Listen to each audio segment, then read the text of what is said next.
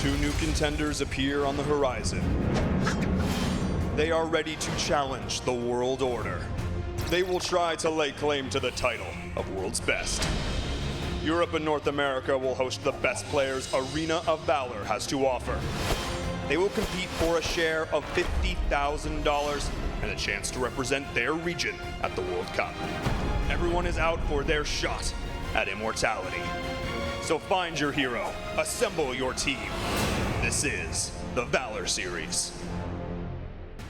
Week 6 of the Valor Series Europe has concluded, which means North America is the only one left remaining.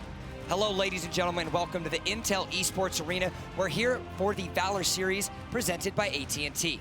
My name is Bill Jump Carter. Join with me, I've got Jeffrey Sui J. Chow and Paul Invirim Todd Kill. Gentlemen, we saw Europe lock in their top 4. It's now North America's turn in the final part of the regular season. Yeah, a lot is on the line for a specific team that we'll talk about soon, but this is week 6. This is the last chance to really show what you've got as a North American team. And of course, got to remember all of these teams are fighting for some money. Everybody in the top 8 is going to walk away with cash, but it all does come down to this top 4 trying to make their way to E3.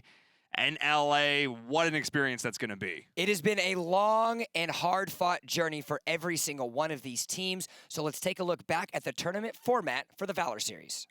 Welcome to the Valor Series for Europe and North America. Over the next few months, teams will compete against one another to be the first ever Valor Series champions. Let's take a look at what it takes. The Valor Series features 6 weeks of competition with open qualifiers. Each week, teams will enter the qualifiers to earn a spot in the top 8. Points will be awarded to the top 8 based on bracket results. Only the top 6 will secure their spot. The last 2 teams enter relegation and must compete in the open qualifiers the following week to retain their spot. Only the 2 winners of the qualifiers will claim the remaining spots in the top 8 each week. After 6 weeks, the top 4 teams with the most points will compete in the finals in Los Angeles, California. Each team will compete for their share of $50,000, the Valor Series Championship, and a ticket to the World Cup. 6 weeks of the best Arena of Valor teams Europe and North America have to offer. This is the Valor Series. Teams have been competing, as you have seen, for 6 weeks, whether it be through open qualifiers, whether it be through the relegation, or just the top 8 as a whole. And as we get closer, ever so closer to E3, the regional finals and $50,000 on the line are going to be super critical for every team involved. Yeah, and it's so exciting because the team has competed in Valor Series, an online competition. A lot can change when they're in live playoffs on stage, flying out here, and they have a few weeks. It's June 10th. The week of June 10th is when they compete at E3 Live. So a lot of things could change based on the top 4 results that we're going to end today with. And of course, they're playing to compete in the AWC. They're competing to represent their regions, NA and EU. The top people or the top teams are going out, competing against the best in the world. So, of course, they want to secure that spot because it's not only just, competing against their fellow countrymen. They want to represent their whole region to everybody. It has been a great journey thus far, but the war is not over. However, maybe you fancy yourself a rising professional. Maybe you just want a great opportunity to play Arena of Valor at the highest possible level. Well, each and every week, courtesy of our friends at Razer, we have been doing the Razer Phone Giveaway, where anyone and everyone can have an opportunity to sign up, go through some social media plugs, and at the end of the day, get yourself a chance to win a Razer phone. Make sure you head on over to esl.gg/Valor Series Giveaway to get yourself involved and have an opportunity to win. Now, my fine friends, it is time for the North American bracket to start. We can take a look at the standings, and we see Allegiance heartily at the top. Immortals and Dino Riders have secured their places now. Upsla and One Trick are going to be the ultimate test. Actually, Dino Riders have not secured themselves either. I stand corrected. Upsla and One Trick and the Dino Riders all need to show up today if they want an opportunity to make it to the regional finals. Yeah, that's correct. And they're against the top 2 teams. I mean, Allegiance and Immortals have secured their positions as top 1 and 2. However, One Trick, depending on how they do, has a chance to make it into that top 4. So a lot is on the line for them today. But they're up against a titan here in North America. This is going to be a struggle. Are you saying there's a? I'm saying there's a chance, but it's a tall order for them. It's really going to be interesting here. They've got to put it all out there right now. They need to play out of their minds. Out of their minds is the easy way to put it. We can take a look at the bracket. Wednesday, we had the quarterfinals. Allegiance, One Trick, Dino Riders, and Immortals walked away with all 2-0 sweeps, now finding themselves in the semifinals. The losers of those matches are not quite done for the day. Toxic Pigs and Upsla, 0-9 and Reformed have an opportunity to go through the relegation. While there is no week number 7, sad face, regular season is over. They still have an opportunity to include themselves some points.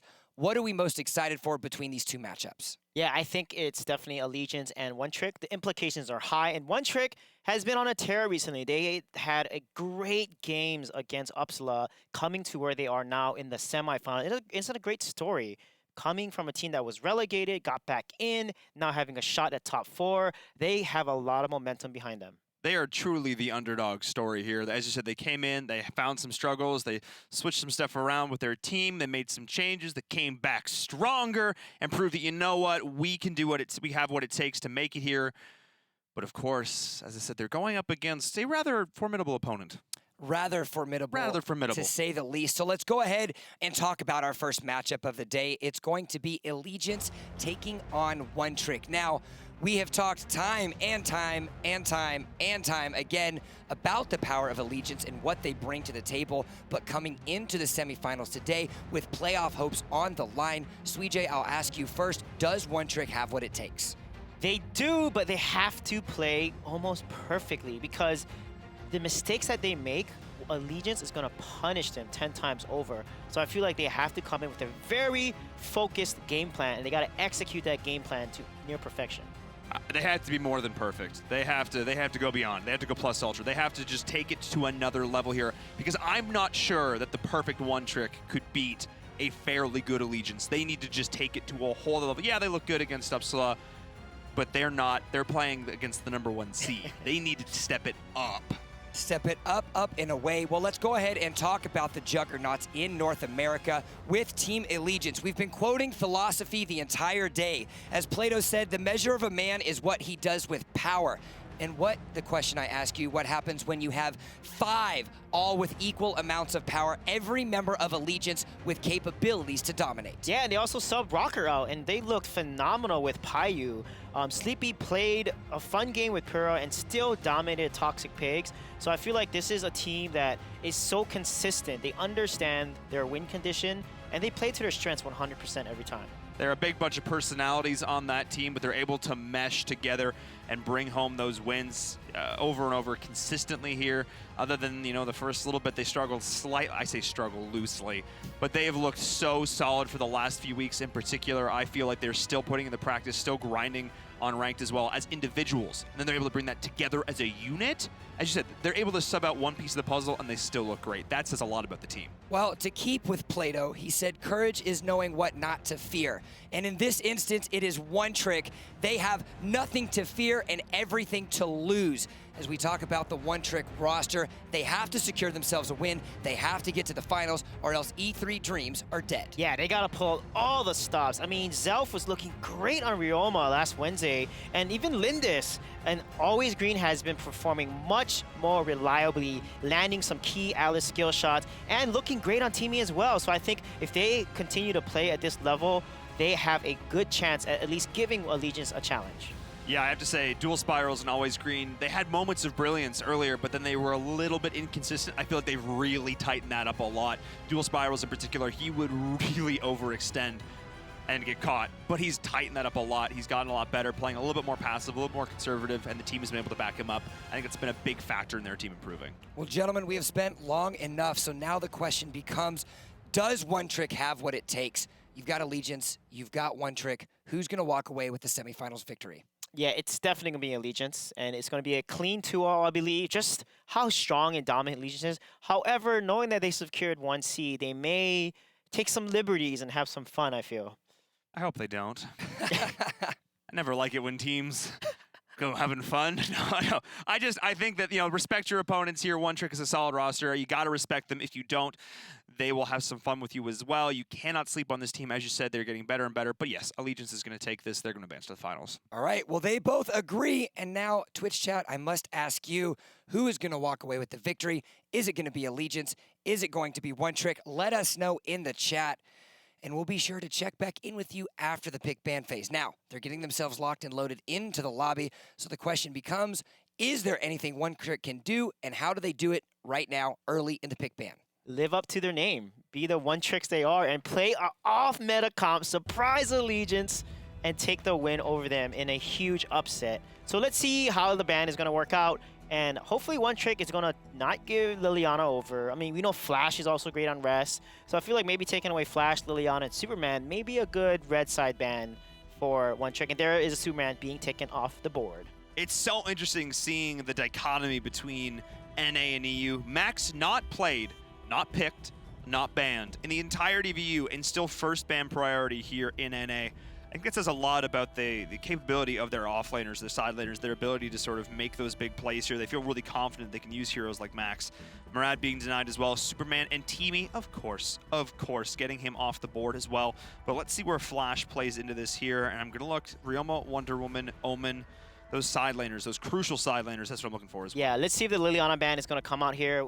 Means with Liliana being banned, we have like Ryoma as a top pick, Wonder Woman, Omen, all solid. Tulin maybe picked, or maybe Flash, maybe go Flash. But instead, they're going to allow Allegiance to take the Liliana here. Don't give Sleepy Liliana. Go ahead and take Zeno off the board. So let's see if they're going to take the Liliana, or are they going to go for maybe a Tulin instead and play a more stronger early game composition. But that's surprising. If I know Sleepy, and I kind of know Sleepy, you give him Liliana, he's gonna have a field day. He's gonna have a field day. He's gonna have a fun time. And we are gonna see Malik Wonder Woman, so the side laners are being secured. That is good. That was a fast, confident pickup there by One Trick. Then Ryoma's gonna be taken over here, and along with potentially, Lubu. Lubu, Ryoma are really strong side laners here. They're gonna secure 2 strong side laners. One Trick also has pretty strong side laners as well with Malik and Wonder Woman. And I'm wondering if they're gonna go with the Flash here, or are they going to go with a Tulin and play in a really aggressive early game composition? I would like that here. L'Oreal's obviously another option, Preda as well, but I would agree. The early game potential, well, and Ormar would definitely play into that here as well, but actually going to save it. And I actually don't mind this here, saving that mid laner for the last pick, because they know Allegiance already has their mid laner, so grabbing the Violet and Ormar here. So this is heavy early game focus from One Trick. Yeah, that's a very aggressive early game composition there. They got to win early game. They have to shut down Rocker. If he's going to pick more in here, they have to shut down Rocker in jungle. So let's see if, the Slims will be picked here, and Alice. Wow, that's a pretty solid combo. Oh, they're doing it again. Really well. They're doing it again. We haven't seen the Slims actually as often as what I think we were expecting to see. Week 4 started becoming used a lot more, but now kind of fell off, and Rocker deciding to bring him back. I think this is huge. I mean, we've seen the 3-man roaming stun. Actually, every single member of this team can fit into this as a stun. But we saw it. It was the Ryoma initial setup with the Wailing Blade, the follow-up with the Sunshine, and then rounded out with the Spear coming in, and you're CC'd until you're dead. Pretty much. I mean, even a tank is going to have trouble because Slims is passive, right? He can basically stack 3 times and has a piercing effect. So it really works really well into tanks as well. So if Slims lands that spear from flying spear from downtown, that's a pretty long 2-second stun. Yeah, and you can combine that with the rest of the stuns that are coming out. Oh boy. Well, their rotations, because Rocker plays a very unique jungle style because he doesn't just sit back. He doesn't play a passive farm. He plays an aggressive farm here. He's going to come out of the jungles. He's going to find his moments, his key points, his power spikes, and he's going to go out, get a kill, go back, reset. Go back, get a kill, reset. And all the while, his team's also going to be grabbing dragons, grabbing towers. That is the trademark of ALG here in the early game, and this is the composition with which to do it. Well, I have to ask you, Sweet J, we saw how the pick ban phase started. We have the potential counter pick with Flash in the mid lane. We have 53% saying that One Trick can win. Wow. 47th believing in Allegiance. Do they have a draft that can compete against the Allegiance roster? No, Allegiance draft is so strong. We've seen them execute that draft. You're just ruining Twitch chat's hopes and dreams. Do they have a chance? No. I'm realistic, Twitch chat. So that draft, we've seen them play before. We have seen Allegiance play that almost and destroy exactly everyone. That draft. Yeah. So One Trick, they gotta play. They gotta win early game and just snowball this hard. to have a chance. Well, we're going to have to wait and see. North America has started. The top 4 is here, and E3 playoff berths are on the line. One Trick needing to secure this victory, or else they're going to be sitting at home comfortable on the couch. Sweej Inverum, it's your call. Sitting comfortable on the couch. Normally that sounds amazing, except when you're competing to go play in California. So let's see if they can do it here. Already Rocker is 1-0 for hitting those stuns. I'm going to keep track as best I can here. I'm going to be curious as to what his hit percentage is going to be, as already no crazy aggression coming out. I'm kind of surprised, given the composition the One Trick's put together, that they're not going to play a little bit more aggressive here. Yeah, I mean, they can with Omar, and they need to, because with Alice, they have to be able to make sure they attack the front line. There's literally no front line except for maybe the Lubu here. And what One Trick can do is actually engage onto Alice if they want to, because Rest is not going to build as tanky, and he can be a source of focus for One Trick to win these fights. I mean, One Trick is going to need to get all their focus lined up. They are going to need to identify key targets on the side of Allegiance and take them down. If their focus fire is not impeccable, they're going to get ripped apart here in this game, because, again, looking into the late game as well, obviously, you know, decent late game composition, except for this Ormar coming out. This composition from One Trick feels a little bit scatterbrained to me, because it has, you know, part of it says, oh, we're going to do well in the early game, part of it's like we're going to focus on scaling, but it's not really going to excel at either of them here, though Sleepy is going to excel and getting picked off here in the mid lane. Yeah, what a nice play there, and a nice flicker to get out of trouble, and really good job getting onto Sleepy, because Allegiance relies on Sleepy to win that mid lane and really take off and allow his team to rotate, get the objective, and gank as well. And look at that, another stun comes up. Always stands right in front to block it and save Bruticus with a really nice rotation here.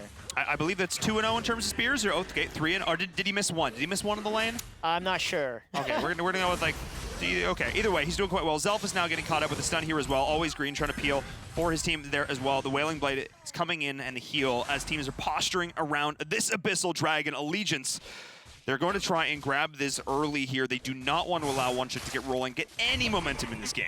Yeah, they don't, and they can try to contest this here, potentially try to get it, but look at the Allegiance. A 4-man rotation, they have to give it up. One Trick needed to trade objective there. They cannot just allow Allegiance to take a dragon with nothing answered for that. They have to try to get a tower. They have to try to at least trade jungle. Do something so that you don't fall behind. But right now, it's looking okay for them. The gold lead is not significantly different. But look at Rest there. He's actually going into the jungle and trying to set up a little invade. Looks like he's going to back off here and not do the invade. But gold lead so far, Allegiance pulling hits slowly at 400 gold. I think Rest is just trying to slow down, you know, whatever kind of farm is going to look to come in here, just to try and disrupt the minions and monsters as best he can here. So I like this coming out from them. It's just keeping a good vision here, but he needs to be careful. Obviously, the Alice fairly nimble here in this early game with the shields and stuff, so not doing too bad, as we do see a full committal here onto this blue buff from One Trick. They want to make sure that their carry gets that farm. Zelf is going to be the priority. All the eggs in that violet basket. Yeah, right now he is just 100 gold behind Rocker, so not too bad. Look at that counter there. That's exactly what you want to do against Flash. You want to basically get a stun on him, and look at that. He has to waste his ult to survive there and get up. But you saw what Sleepy did. He just stunned him right on top. But Sleepy's in big trouble. He's going to fall right there. A big overcommittal from Sleepy there. Oh, no, that was not what they needed. They are going to maybe get a counter kill here as well. Rocker looking for one more auto KO. The spear not going to connect, but KO is going to secure it, but he has gone in way too deep now. Always Green and Zelf are going to be there. That is going to be the realm of falling. So nicely done there. A 2-for-1 trade for One Trick throughout all of this, but ALG, Rest, and Rocker are here. And that is going to be another solid pick. So a 2-for-2 trade, but Rest needs to be cautious. Get out of there. You need to count their blessings on this one. Yeah, that was a nice rotation there. And because they're able to fend off that rotation from ALG, they're able to protect their tower, which is a really good look so far. And getting that extra kill, getting first blood and an extra kill on top of Allegiance, even though Allegiance got the dragon, puts One Trick back in the gold lead slightly here. But if they're going to give up the Spirit Sentinel, the Legion's going to get right back into the gold lead. Yeah, this is really important here as well, and not getting behind early against a team like Allegiance, because once they get that lead, that's one thing they do incredibly well. Once they get ahead, they do not give that up. They do not make silly late game mistakes generally, unless Sleepy's feeling a little bit overconfident, but I like the poke coming in from the side of One Trick as they're posturing on this Abyssal Dragon, pushing in onto Bruticus as well. Rest is going to be the Oh, the ward there, getting that vision. They're finding Always Green in the bush, but here we go. The ult going in from the Malik on the backline. Bruticus, they're grouping up a lot here. Always Green is going to be able to survive. Target fire from KO is there, but it is going to be Bruticus doing a great job of peeling and splitting for the team. But look at that! Sui J! Allegiance going off here in this fight. Their target prioritization was impeccable. Yeah, nice focus there by KO. And also, they have the numbers advantage. Wonder Woman did not rotate down to help them. And because Allegiance was able to rotate first as a team and get the numbers lead, they're able to win that fight decisively. It was a good Malik ultimate. Bruticus landed a good shock ultimate. However, there was no follow-up. There was no focus. And as a result, KO barely survived that fight. Rest didn't die, and Allegiance came out on top. The way they were able to juggle the aggro there, I think, was really important. I mean, they're constantly able to dodge and weave in and out of that fight, and really just not allowing One Trick to pick one target. Nice dodge there onto the braces submission in the top lane. That Red Stallion was on point as well. So now we have 5 kills to 3 and a 2K gold lead coming out from the side of Allegiance. They have the 2 dragons in their name as well. And they're starting to push down some towers, opening up this dragon side of the map. This is exactly what we'd expect from early game Allegiance. Yeah, that's exactly what you want, is open up dragon side of the map, take that tier 1 tower. It's going to allow you to give pressure, put pressure on dragon side, invade that jungle, slow down Violet even further. Zelf right now only has 1 tier 1 damage item, and Walker has finished his war boots as well, so he has a lot of attack speed coming from Sim, so he's going to be able to proc his passive much faster. Yeah, that's going to be a big factor here, but speaking of going in fast, it is MTS now who's standing up against 3 members underneath his tower. One Trick quickly turning around here in the top lane, able to get that pick. The rotation is going to come in from Ale. Wow, what a dodge Nice there, really dodge. close. That was such a good rotation by One Trick, and they knew to back off immediately because someone was communicating map movement, and because they didn't stay underneath that tower, they were able to get out. But look at the rotation from KO there. They're going to be able to catch Zelf off guard. That White Golem actually tanking the spear. That was huge. We do have the rotation coming in. That is a big stun. Veor will be the target, though. The braces of submission are enough to keep him alive there. That was beautifully done. I thought One Room was dead. Bruticus, a beautiful shot going in there, able to help peel for his team. That was great, and all the while, dual spirals is split pushing in the bottom lane. Really nice play coming in from One Trick. Yeah, One Trick is doing phenomenally well. I mean, right now they're trading. AOG had a nice rotation, but not able to take an objective out of this. However, they are going to lose mid tower, and look at dual spirals. He's not going to be able to get the kill onto KO, unfortunately, and they trade the bottom tower for mid ground tower. So far, both teams are playing really well. KO's like, fastest man alive, hold my Naginata, let's do this. As he gets himself out of there, that was a really nice play, able to get the tower and get themselves out without giving up a kill. And then stage, as the Abyssal Dragon is respawning here, we have the entire bottom side of the map, the entire dragon side open for One Trick now. This gives so much more ability for Allegiance to maneuver in around this jungle here. Now Veor is the target, the stun is coming, the braceless mission is going to be there, but they're pushing on through this. Oh man, that hissy fit so beautifully placed, and Rest is looking really solid so far in this game. Yeah, that face check onto Dragon really costed him, and he's got to be careful there. Again, they have so many knockups and stuns, they just have to combo down anyone, and Wonder Woman's pretty tanky. You know, she's building a lot of health, but it doesn't matter if you get CC. And Rocker right now is 4.5k gold, finished his 3rd tier 3 item, and Violet is more than 1k gold behind Slims, which is really bad news when your ADC is not caught up in farm against their counterpart. Yeah, but again, this is just the play style of Rocker. He's getting involved in these fights, 1-0, 1-4. I mean, just really showing that it's basically the same, but the 2 deaths that Violet is putting together has really been the difference maker here. When he comes out of the jungle, he gets value every single time, as we do see now getting value up in the top lane. That Hissy Fit is getting massive value. They're going in onto Zelf. He's going to be the target. It's just MTS and Rest, but the 2 of them together, the stuns, look at the damage they're able to put together. Oh, the minion!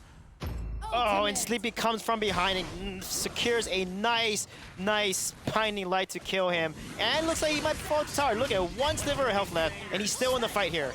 A fight for how long, though? That is the question. Sleepy is in no man's land right now, trying to survive through all this. Rocker now face-checking a bush, not necessarily ideal. So we have MTS going in, trying to peel for his team, and oh no, Sleepy going in, being a little bit overconfident, and it is team who is paying the price right now. Flash does fall, but it's still a solid trade here. One Trick actually looking not too bad off of all that. However, Ryoma split push. Yeah, Dual Spirals landed a great Malik shock ultimate onto Rocker there. Then they're able to secure a kill.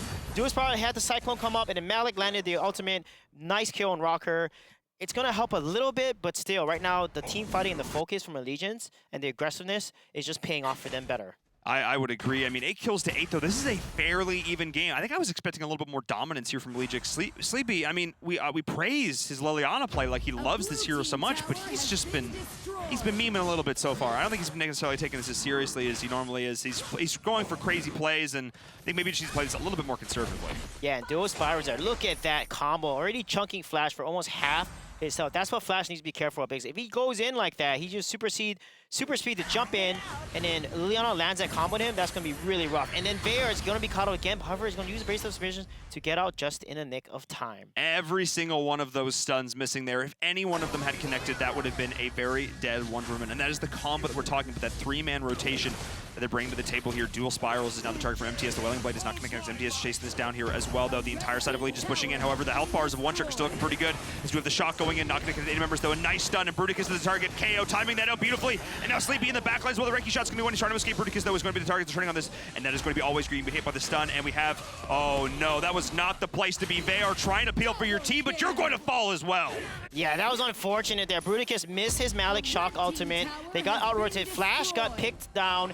He lost so much health there, getting knocked out, and as a result, he couldn't use the ultimate or pay rest. And look at that combo there. The Alice Hissy Fit, the Sunshine coming up. It is just too deadly. You just cannot get out. You get CC'd to death. Oh, man, that was again, CC until you're dead. The high ground tower was able to get the kill there onto KO, though, so that was actually huge. That's shut down the push to the point where ALG could not continue and going on there to win the game. That was actually massive there. The high ground tower with the backdoor able to do so much damage. You just got to be really careful and respect that here. And now it is 13 kills to 8. We have almost a 5K or a 4K gold lead coming in. Another tower is falling. Being pushed across the board is One Trick. And despite what looked like a solid opening, a couple clean kills, Linges is back in this. Yeah, and right now Flash is doing pretty well. He has the same farm as Sleepy, so those Spirals can make some plays. If they can combo the Malik Shock ultimate along with Flash's Cyclone ultimate, they can do a lot of work. And Omar also has a stun, so they can stun a lot of people if they combo their abilities as well. It's just going to come down to who is initiating better, who's landing their skill shots better. And right now, Team Allegiance is on fire, especially Rest on his Alice. He's landing every Sunshine stun, and it's causing a lot of chain CC to happen from there. Oh yeah, but down in the bot lane, we do see Flash going in there onto Rockers, just trying to poke around, but the fight's breaking out here in top as well. Over the Spirit Sentinel, Zelf is going to be the target. He is going to fall. Nicely done prioritizing this key carry as well. Spirit Sentinel is going to drop it. As you said, Rest is doing such a phenomenal job. I don't think I've seen him miss a stun yet this game. This guy is going off. Yeah, and that Hissy Fit was perfect there. And dual spirals falls as well. Yeah, captured the Malik in there. He couldn't get out. They got caught. They had to back off. And look at this. This Decisive plus always green is going to get caught again and CC'd, and boom, he's down. Oh, and the prediction there from Rocker as well, and that is going to be it. Minions pushing in onto the core. That is going to be GG. Convincing game number 1. Allegiance are going to be your victors.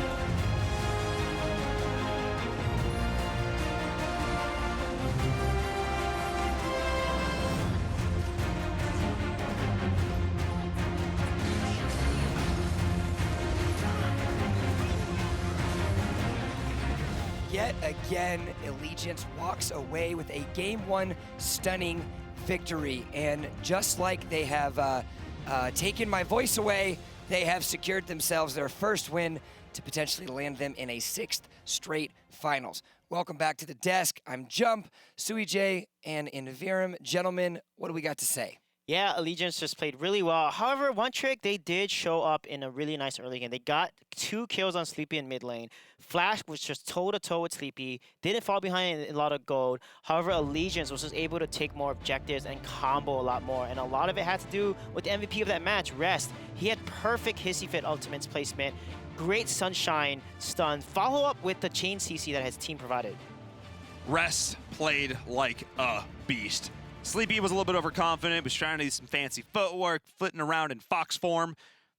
But yeah, it was just Rest, just helping to bail him out. KO as well, looking really solid. Rocker was there in the rotations. The amount of stuns they had at their disposal and their ability to use the Alice, to use the friendship to dodge all those shocks, that was actually huge. That speed boost that the shield offers really helped deny a lot of the counter initiation that was thrown at them and help them position better in those fights and line up. But again, it all just came down to a good attempt from One Trick, but just ALG being ALG. And you said it yourself in that last explanation. Rotations of Allegiance is unbelievable. We're going to be able to take a look in a second, and it is nuts the way that everyone is rotating as a team and operating on a disaster for One Trick. Yeah, this is huge here. They're trying to back up. Malik doesn't land his ultimate. They jump away, dodge it. KO, they're focusing the front line, and then Sleepy comes on the back line, secures a kill onto Dual Spirals, and then comes back on Bruticus. Just the way that they're moving and focusing. And Vayner comes in on a lost cause. His team already lost the fight, so I feel like he just needed to back off and not give another death over. And because of that, he fell as well, and Allegiance just takes that lead even further. That was a 4v5. Rocker was in mid, split pushing that entire time. Just goes to show that they're going to get value everywhere on the map in this instance. I mean, we talk about this. They're just constantly, you know, when they take those fights, they know they can take those fights. When they're the ones initiating, they generally don't lose. And you think about what's on the line. Everything is on the line right now. One Trick has to win this game. They have to even it up, because if not, their hopes and dreams for E3 start to fade away into the distance. And so now, Sweej, the question becomes, is there anything they can do, starting with the pick ban phase for game number 2, to even up this series? I think they need to not give a super change CC composition over to Allegiance, and they need to win when they have those early kills, they need to rotate more as a unit, because their 3-man, 4-man rotations are working, but they're not counter-engaging, and then they're letting Allegiance just play more aggressive. So I feel like they're getting outplayed, they're not landing specific skill shots, and they need to be more patient, and they need to combo and work together as a team. They need to execute their team's win condition. You don't... Again, I felt like that draft felt a little bit scatterbrained. You draft an ADC, but you also draft an Ormar. You draft good early game aggression, but then you also draft... You can't do both at this situation. The way the meta is currently shaken up, you basically have to commit to one or the other. Commit to surviving to the late game against Allegiance is not a great call. Commit to early game aggression, maybe? And I feel like they needed to go all in on that, because they did fairly well in that early game. If I'm looking at this game number 2, they need to commit all in for early game, draft those stuns themselves, rotate, get picks, capitalize on Sleepy, punish him in the mid lane. He's one of the best mids out there, but he plays confident. If you can shake that confidence, maybe that's your win condition. Yeah, Vieira being banned here, and then Pura being banned as well. So Allegiance is going to leave all the power picks open on the table here. And One Trick, let's see what they're going to ban. Oh, they're going to ban Zenio, and then they're probably going to first pick the Teamy if it's open. But Liliana is also open. But Teamy was just great on Always Green. I feel like that's going to be a nice first pick for them. I would agree 100%. I feel like Teamy is an absolute must here, assuming Allegiance doesn't ban it here. No, of course, they're going to ban Crixie the Pixie to go along with Vieira and Pura. Yeah, Liliana is going to be open if Teamy is picked up. Liliana, Ryoma again. Alice also open. Slims, of course. So let's see if these are going to play the same combo. They're going to take the Liliana here and potentially probably pick up Ryoma, because KO just played Ryoma so well. But they can switch it up. They can pick Wonder Woman. They can pick Omen. They have a lot of good, solid side lane picks here. And they're actually said going to take away the Malik from Bruticus. And that's going to leave Ryoma open. So they definitely need to take Ryoma here. I think Ryoma, Lubu, or Wonder Woman are going to be solid picks for One Trick. Yeah, I think Ryoma Wonder Woman is definitely looking like a solid option here. Or just grab the Omen, or grab any of those other amazing side laners. But yes, this seems like the confident call. Ryoma Wonder Woman, I feel like they're dating at this point, because they've been picked in tandem so often so far today. Yeah, they have such good synergy. Ryoma with a long range stun, Wonder Woman with a great initiation and engage potential, and both just so solid in their side lane and their ability to out damage and out trade a lot of other heroes. Yeah, it's going to be a 2-lane jungle. All right. 2-lane jungle with Liliana. Let's do it. We've seen this once before, and I believe it was Allegiance who pulled it out. They do the double mage with the jungle, and this actually worked out incredibly well, like hilariously well for them. Of course, you can then counter this. I mean, a Medallion of Troy comes out. You're gonna have some options to build, but that's late game. That's something else here. So they're putting they're putting the side of of One Trick onto a less comfortable mage, let's say, in the form of that Loria. Might be a triple mage comp here. We'll see. But I think, like, don't do that, One Trick should have played ADC. ADC is so good into a double mage composition. They should have picked actually Violet or something. And wow, it's going to be a triple mage composition here. That's a lot of AoE and burst damage. So Kilgroth can get blown up very quickly. One word: confidence. There is nothing that Allegiance does without a purpose. There's nothing that they do without the highest level of confidence, and they might as well back that up with their picks. Triple mage composition. Suijay, I know you have a long list and a long track history of analytical knowledge. The question becomes, is there a world where this triple mage works? It could work, but against really solid teams in other regions, they would punish that because mages are just phenomenally weak early. So their early game is super weak. They have to scale to level 4. Then they have a better chance at wave clearing. And then they have to get items to really do the AoE damage that they're known to do in a late game. So Allegiance, as long as they play together, they can hold it off. But One Trick needs to invade, and shut down the early game really hard. With Teamy, with Ryoma, with Kilgroth, they have some early game potential there. They can get some kills. But, I mean, it's still Allegiance. I don't know. It's hard to bet against them here. Obviously, they pick up an unconventional composition. Triple Mage, they're feeling confident, wanting to hide strats, not wanting to give anything away going into E3 that we don't know what the meta is necessarily going to look like. Or maybe this is the new meta, guys. This is the new meta. Maybe it is, but make sure you head on over to youtube.com/Valor Series so you can catch up on each and every week of the match VODs, highlights, as well as some other fantastic content. But game number 2 is underway. One Trick needing to send this to a game number 3 to keep their playoff hopes alive. They do indeed. Can they make it happen here? I don't know if there's ever a composition to exploit. It is going to be this triple mage, as already Sleepy is getting chunked in the mid lane. But feeling very confident to start things off is going to be Allegiance. But of course, we still have MTS and KO on very dominant side laners. So at the end of the day, they can always carry. Yeah, and look at Rest there. They're actually being aggressive here. They got to be careful. And they're going to go ahead and back off. And Rest is on a support flash. So I feel like they're going to all play very burst damage, squishy mages. So that's 3 mage carries. So they have to rush Pierce.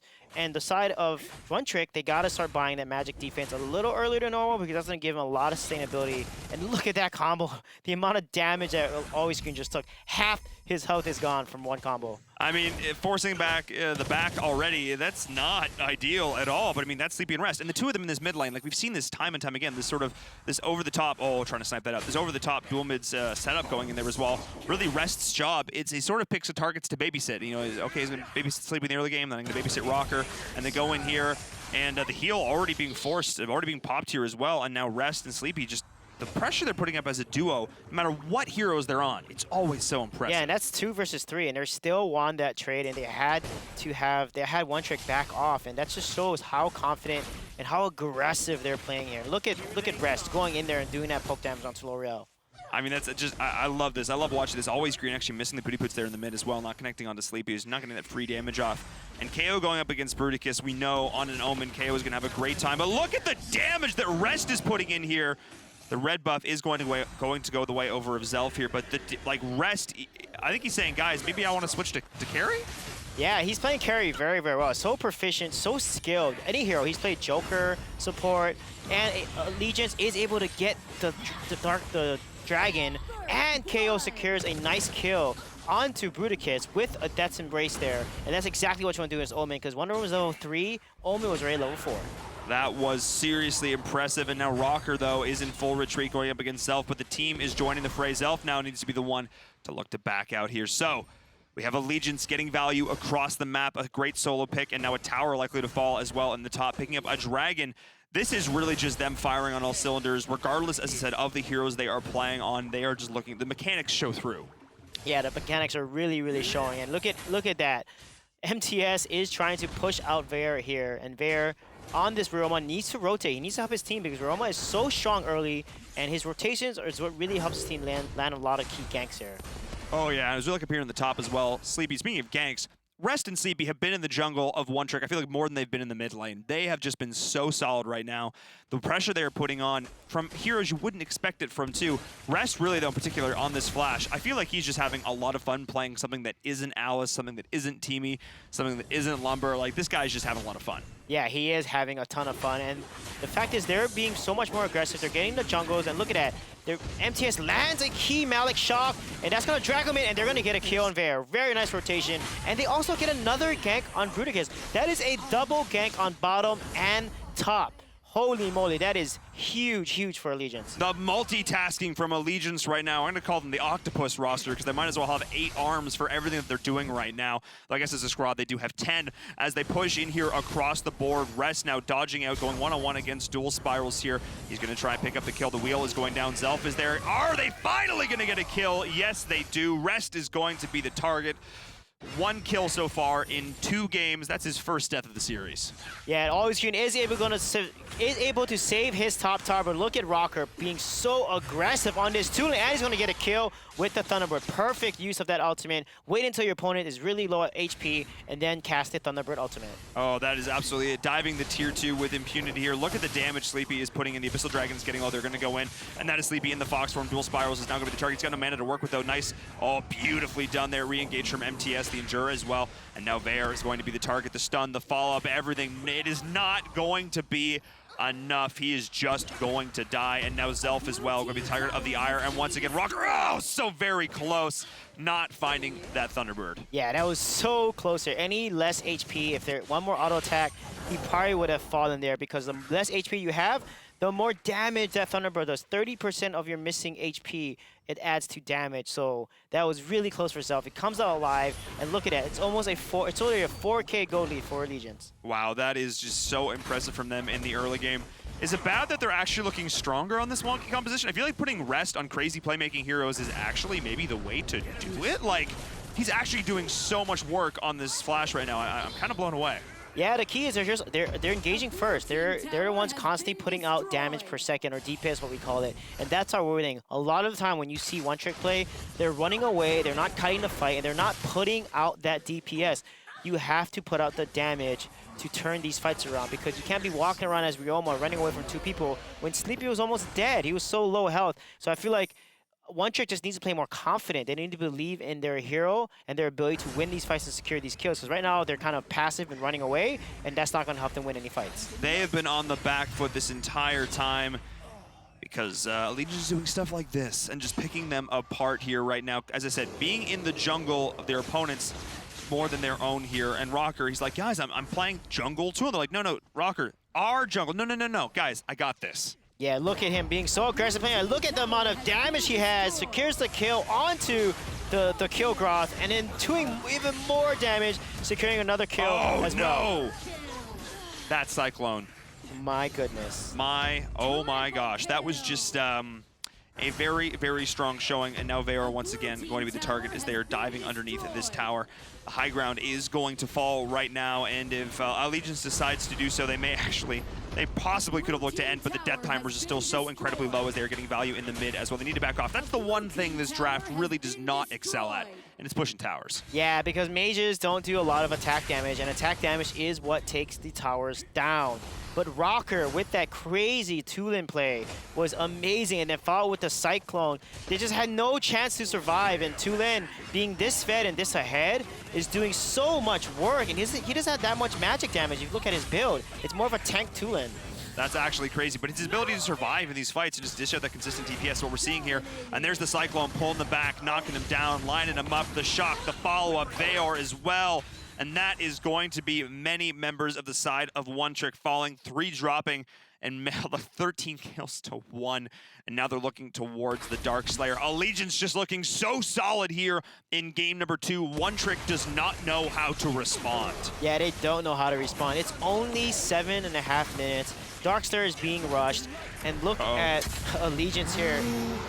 Wow, that was so close for Rocker. Look at the health. He didn't have any health. Yeah, look at the items. The damage, actually, a damage dealer looks more like Liliana and Flash. If you look on the side of Allegiance, who's building the damage on him? Rocker is just there to secure kills. He's there to make sure he gets off. He's a tank. He's kind of the person that engages with Tulin, and he uses his Thunderbird to finish off the heroes that are poked down by Liliana and Flash, and as a result, able to secure the kills, because Thunderbird, there's so much damage, the less health you have. I mean, to be fair, when you're constantly like duoing with Rest and Sleepy in particular, like how often are you actually going to play that mage character? So clearly he's just like, guys, I don't get to play that much Tulin. However, I'm going to build him my way, and it's absolutely working here. Again, these are not heroes that these necessarily playing too often, but they're making it look fantastic. Yeah, the way they're playing, how they understand the abilities is really good. Look at that. Nice Malik ultimate comes in there, and look at the health bar thing depleted. And Rest going there, securing the kill on Fire. That is absolutely huge. Always Green trying to peel for his team, but that is the follow-up. The initiation. Bruticus as well is going to drop. I don't even think the being a bro got off there. And with less than 9 minutes into this game, Allegiance are going to take it convincing 2-0 fashion. They are going to be advancing to your grand finals.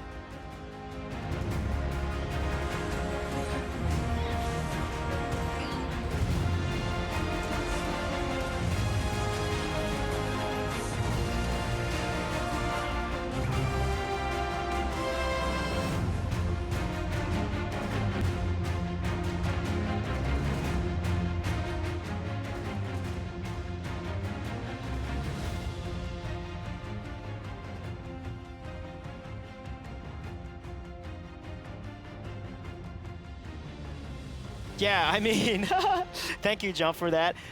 Allegiance just showed how much dominance they had. And Rest on this Flash, the amount of poke they're doing with the Sleepy and Rest, the combos and the Cyclone, and then Rocker being like the front line, getting off his Thunderclap. When he engages and lands his abilities, he generates that 5 Thunderbolts really quickly, and then whoever's next to him gets hit by all 5, gets super low, then he casts his Thunderbird and just kills. He had a triple kill down there with the fault from Rest as well. That was just awesome teamwork and awesome execution from Allegiance.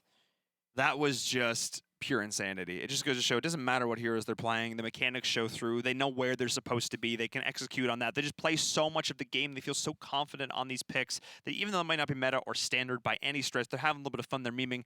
They were more dominant in that game, I think, because they were having fun. They all went in, rather than the first game they played a little more seriously, Sleepy, and then Sleepy was just kind of doing his own thing. This time they're like, well, Sleepy's going to go in. I will just go with him. And they're just mechanically gifted enough that they can make it work. Yeah, they did such a good job. So kudos to the Allegiance team. Awesome, awesome, phenomenal work from them. And Rest did so well on that Flash and Game 1 on that Alice as well.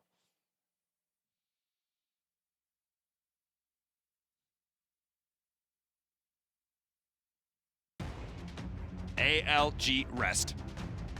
Rest assured, this is probably not the last time we are going to see this man on an MVP screen.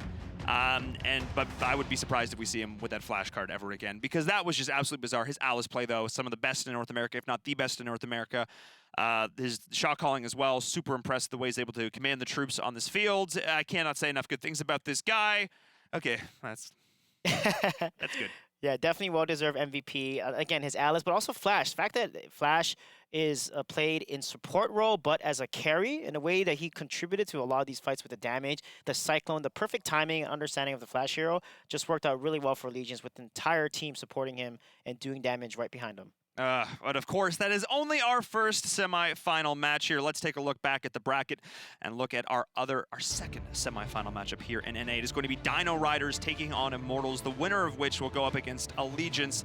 And if history has told us anything, Immortals might be the one to go up and do it again. Yeah, that's going to be a very fun match. But Dino Riders is not going to make it easy for them. They are a team that is going to give Immortals a hard time like they did last week, took Game 1 and almost took Game 2 off Immortals. So that's going to be a very, very fun match to watch.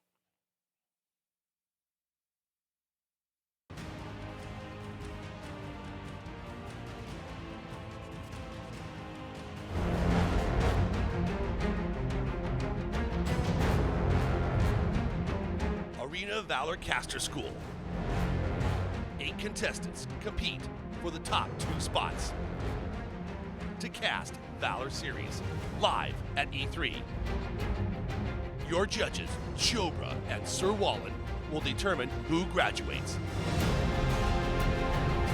Arena of Valor Caster School.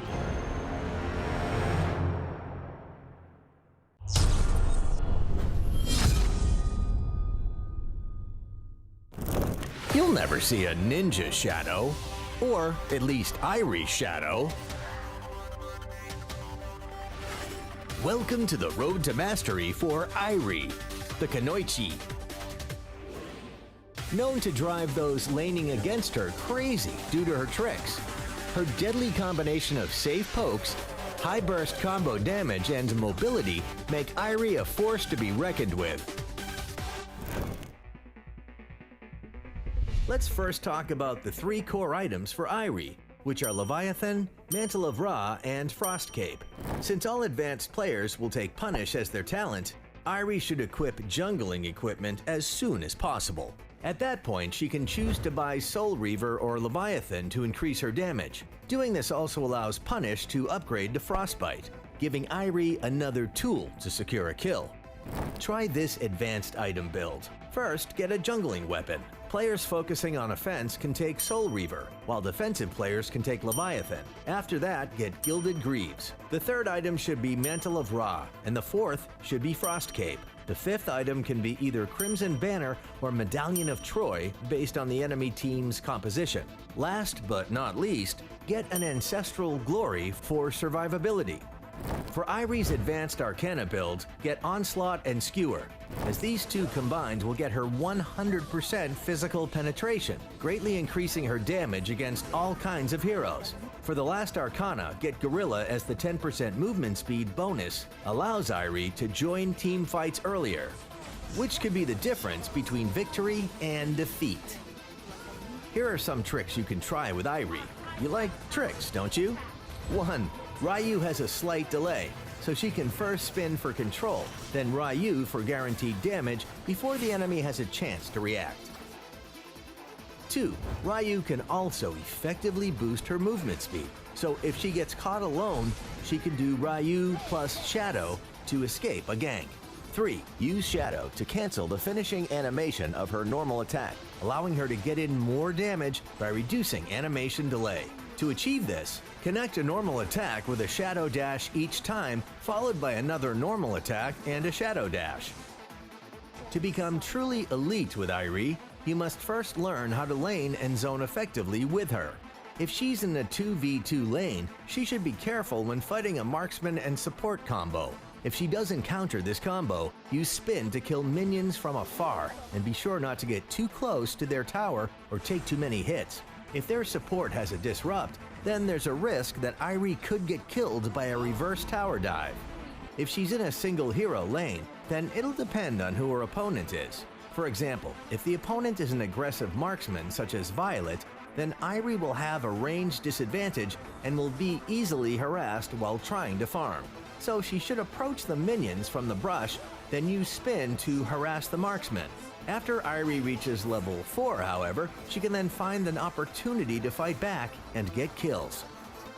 If she's facing a warrior or assassin, then she should use spin to both harass and farm at the same time by hitting both minions and heroes. To gain an advantage early on, be aware that since at level 1, Airi can use spin to hit minions and take out about half their HP. She can easily finish them off with normal attacks. If the opponent is only using normal attacks to clear minions, then Airi will hit level 2 first. At that point, she will have 2 abilities to harass the opponent who only has 1 ability, thus gaining the advantage early in the game. One important note to take though, after Airi reaches level 3, the opponent's jungler will usually now be at level 4 due to uninterrupted farming. The enemy jungler will usually go with the mage from mid and gank the top and bottom lanes. Always have an eye on the minimap to avoid getting ganked. Another advantage of doing this is that if the opponent's jungler appears on the far end of the map, Airi will have an opportunity to steal the enemy's jungle. Even if all the monsters are cleared, Airi can still wait at the respawn point and clear them after they respawn. The test of most heroes is how you act in decisive team fight moments, and Airi is no exception. So in team fights, Airi should stun as many heroes as possible using Ryu to give allies a chance to follow up. Good allies will take advantage of the control caused by Ryu to link it with their own crowd control to kill the enemy carry. Make sure you are always aware of the positioning of your allies and make sure they're aware that you want to initiate a team fight. If everything is running smoothly at this point, Airi can get in extra damage after Ryu, and also use spin for more control. The shield provided by Ryu can absorb tons of damage, thus keeping her in the fight longer. Towards the end of the engagement, Airi can use Shadow to get out of the fight to chase down heroes. Thanks for watching. See you next time in Arena of Valor's Road to Mastery.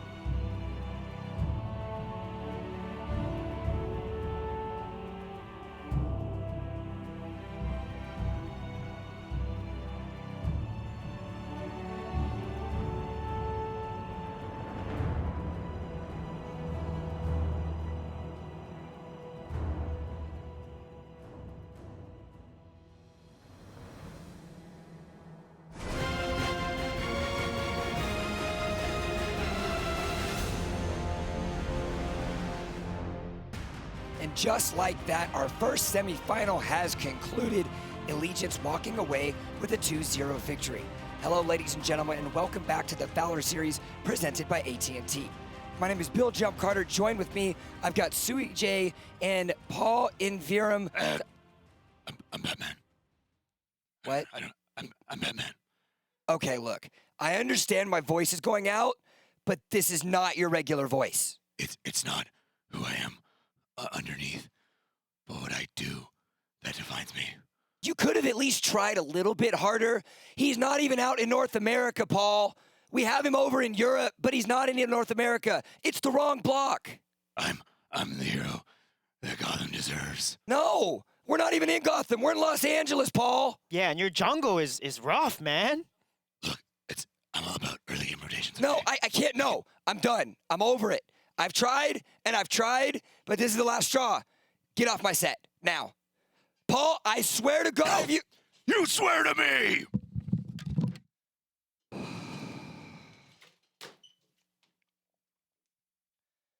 There comes a time in every production where things go wrong and you have to be the one to fix it. That time is now. Over the last couple weeks, I've consulted with the top esports technicians, and we have come up with this. Ladies and gentlemen, I present to you the CyberCore button. This button is to do what the Valor Series deserves. There is only one person that I trust, respect, and value enough to have two of. Ladies and gentlemen, today we clone Suijay.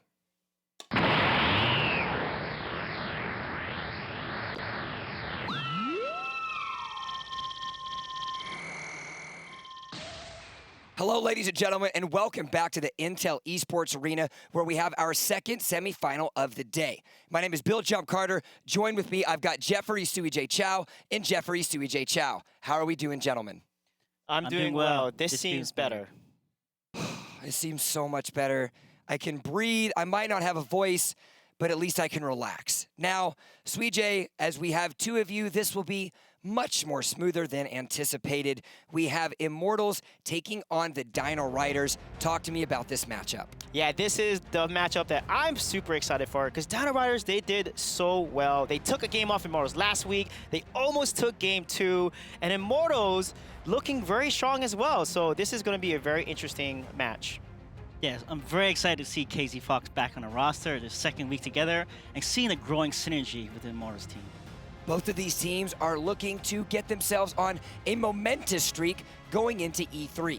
Let's talk about this Immortals roster first. Now, we have had Dave and Neo being added to the roster, but even with the new additions, it seems that they are steamrolling all the same. Yeah, Bag's playing on this. Teamy, his Silent Wonder Woman. Dave played Steffi's great in jungle. I mean, the whole team had just great synergy, and Neo, aggressive Jinnar, and Teamy game 2 as well. And you have to see Dave and Neo in the mid lane combo. Will they be supporting the aggressive invades and doing these sideline ganks? I love the analysis. It's absolutely fantastic. So let's go ahead and kick ourselves to our second roster. That's going to be the Dino Riders. Not only have they got themselves an updated logo, but more importantly, they are looking to bring things together for E3. Yeah, Dino Riders look so strong. CLZ played the Flash Jungle. Yikes on this Whips. I mean, Hoon also, this Raz, they're so aggressive and medic. Great Argent, landing a lot of skill shots. And CLZ looks stronger and stronger every week, and don't forget Medic was MVP in the last game.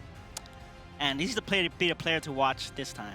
Players to watch indeed, and of course, having such expert analysis with two Suijays, it's going to make the next question even easier. Suijay, who are we expecting to win this match? It's going to be such a close matchup, but I got to give it to Immortals because they have shown time and time again that they come out in the end, and that's exactly what they did against Dino Riders, and I think it'll be the same outcome. I mean, Immortals is the favorite to win, but I have to disagree with myself here. Dino Riders look stronger and stronger week after week.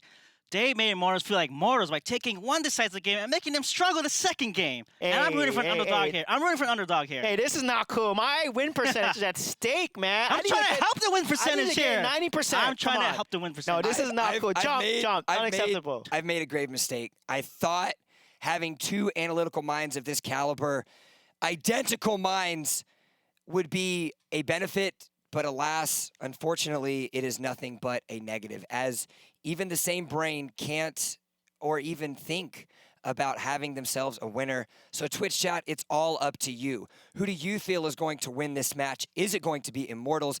Is it going to be Dino Riders? And more importantly, the question becomes, and I can't believe I'm saying this, where is Paul?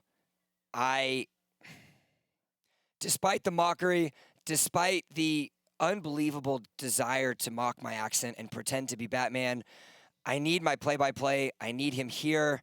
It seems that he's finally back. Welcome back, sir. How are you?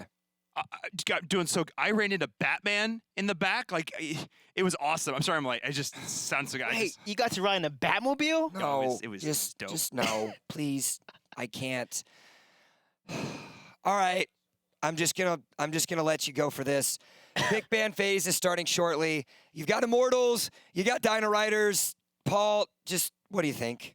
I think this is going to be a great matchup here. I think Immortals coming out looking strong every single week. They made some roster changes, hopefully coming out better for it. Dino Riders, though, have shown that they can make Immortals bleed, and that is going to be the big question mark here. Can they take this going up against the favorite that is Immortals, or will the underdogs prevail?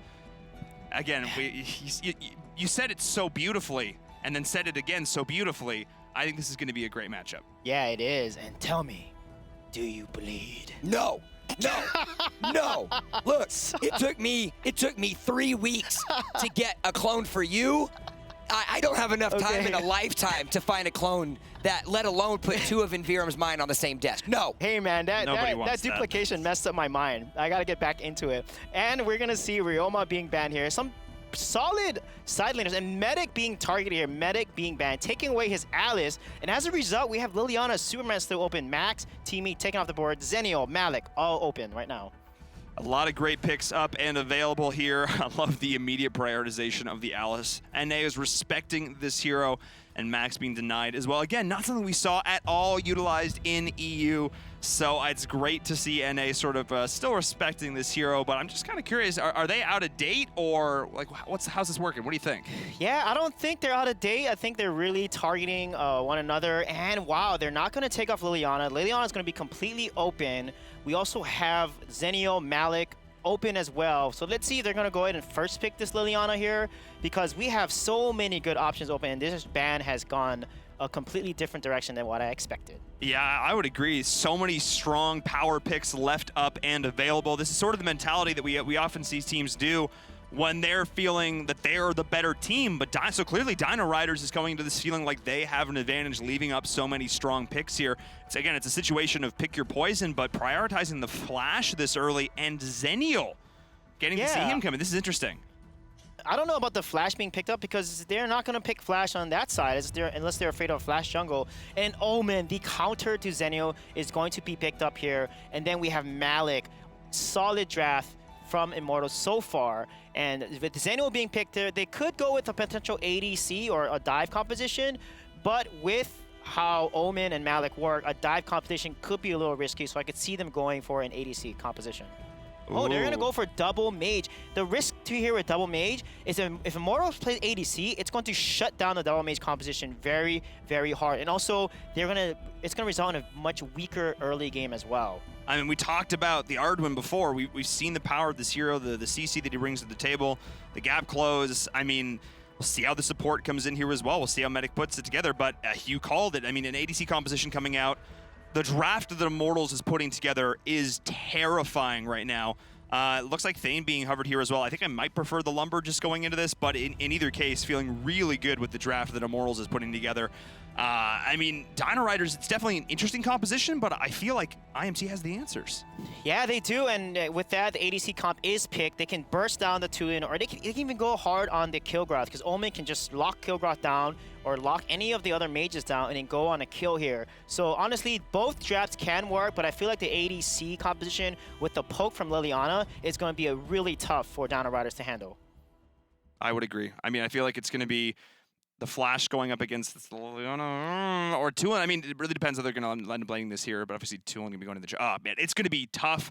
Again, Immortals just has such a solid draft. I'm just sort of trying to rationalize through like sort of how Dino Riders is putting this together and sort of what their thought process was, because I don't think at this stage they're going to look to cheese. They want to win this game. This is legitimately a strategy they think is strong, so can they pull it off? And at the end of the day, this is a situation where we take a look at the Dino Riders and what are you doing? No.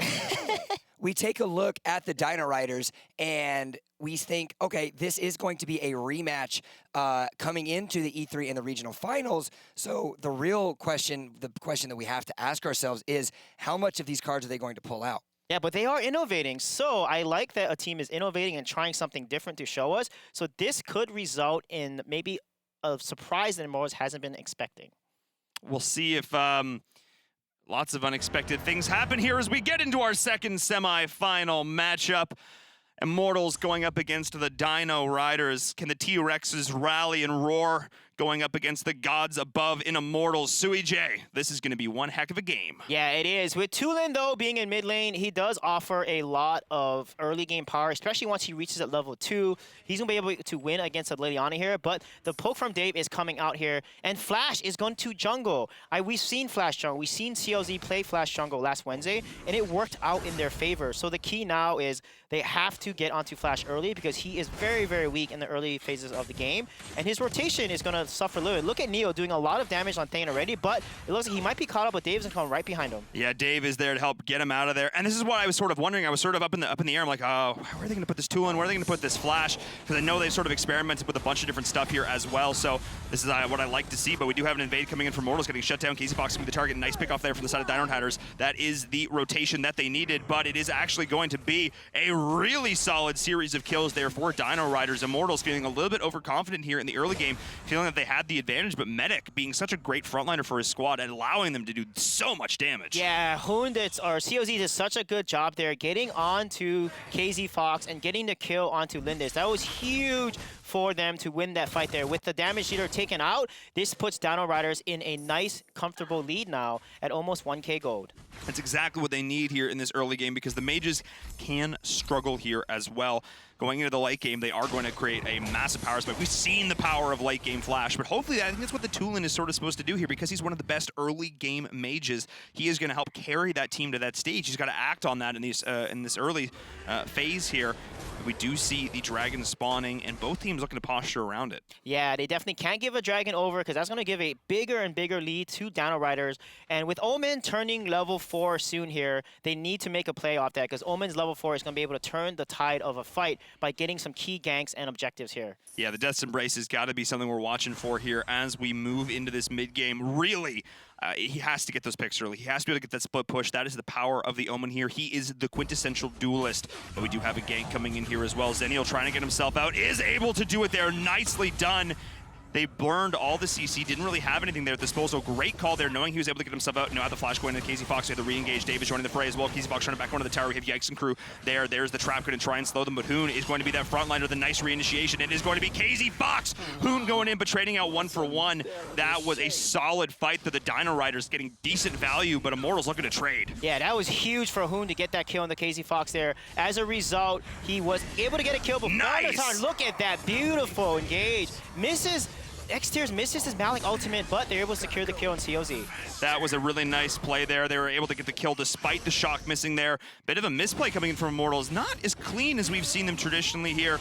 So I think they really need to start pulling this together here going towards this mid-game. Bobo is being an absolute beast in the top lane, really just shutting down the kill growth. And Casey Fox has been able to jungle pretty much uncontested since that initial little early game foray. His team has been so aggressive that it has opened up the jungle for him. Yeah, and even though he has 2 deaths, he's ahead of the Flash on farm, which is huge. And as a result, the damage lead is going to catch up with against Dino Riders because he is more farm. And look at Hoon, they're jumping in there and getting caught, and they're going to be pretty low here. I wonder if Immortals is going to counter-engage right here. They might look to go in. I'm watching for the Thane here as well. He's going to look to try and find that initiation. Neo, he's on that support, but it's a playmaking support in that Thane. Actually, him and the Arduin both have the ability to set up big plays for this team here. As you can see, they have the CC at their disposal. The Dragon, though, has respawned. Both these teams are going to look towards it, pulling it left, right, and center here. Neither team wants to overcommit onto it here, so they're just going to be pulling it back, kiting it, letting it leash, and then resetting here. here, but Neo is going to look to go in, be the mobile ward, but we do have CLZs going in, throwing the fist of Fury, and able to get himself out of there. So nice little reset, trying to get some initial poke damage in. That's the power of the Flash. Yeah, the key is that when Flash goes in, like, you got to be able to land skill shots and hit him, because if you hit him,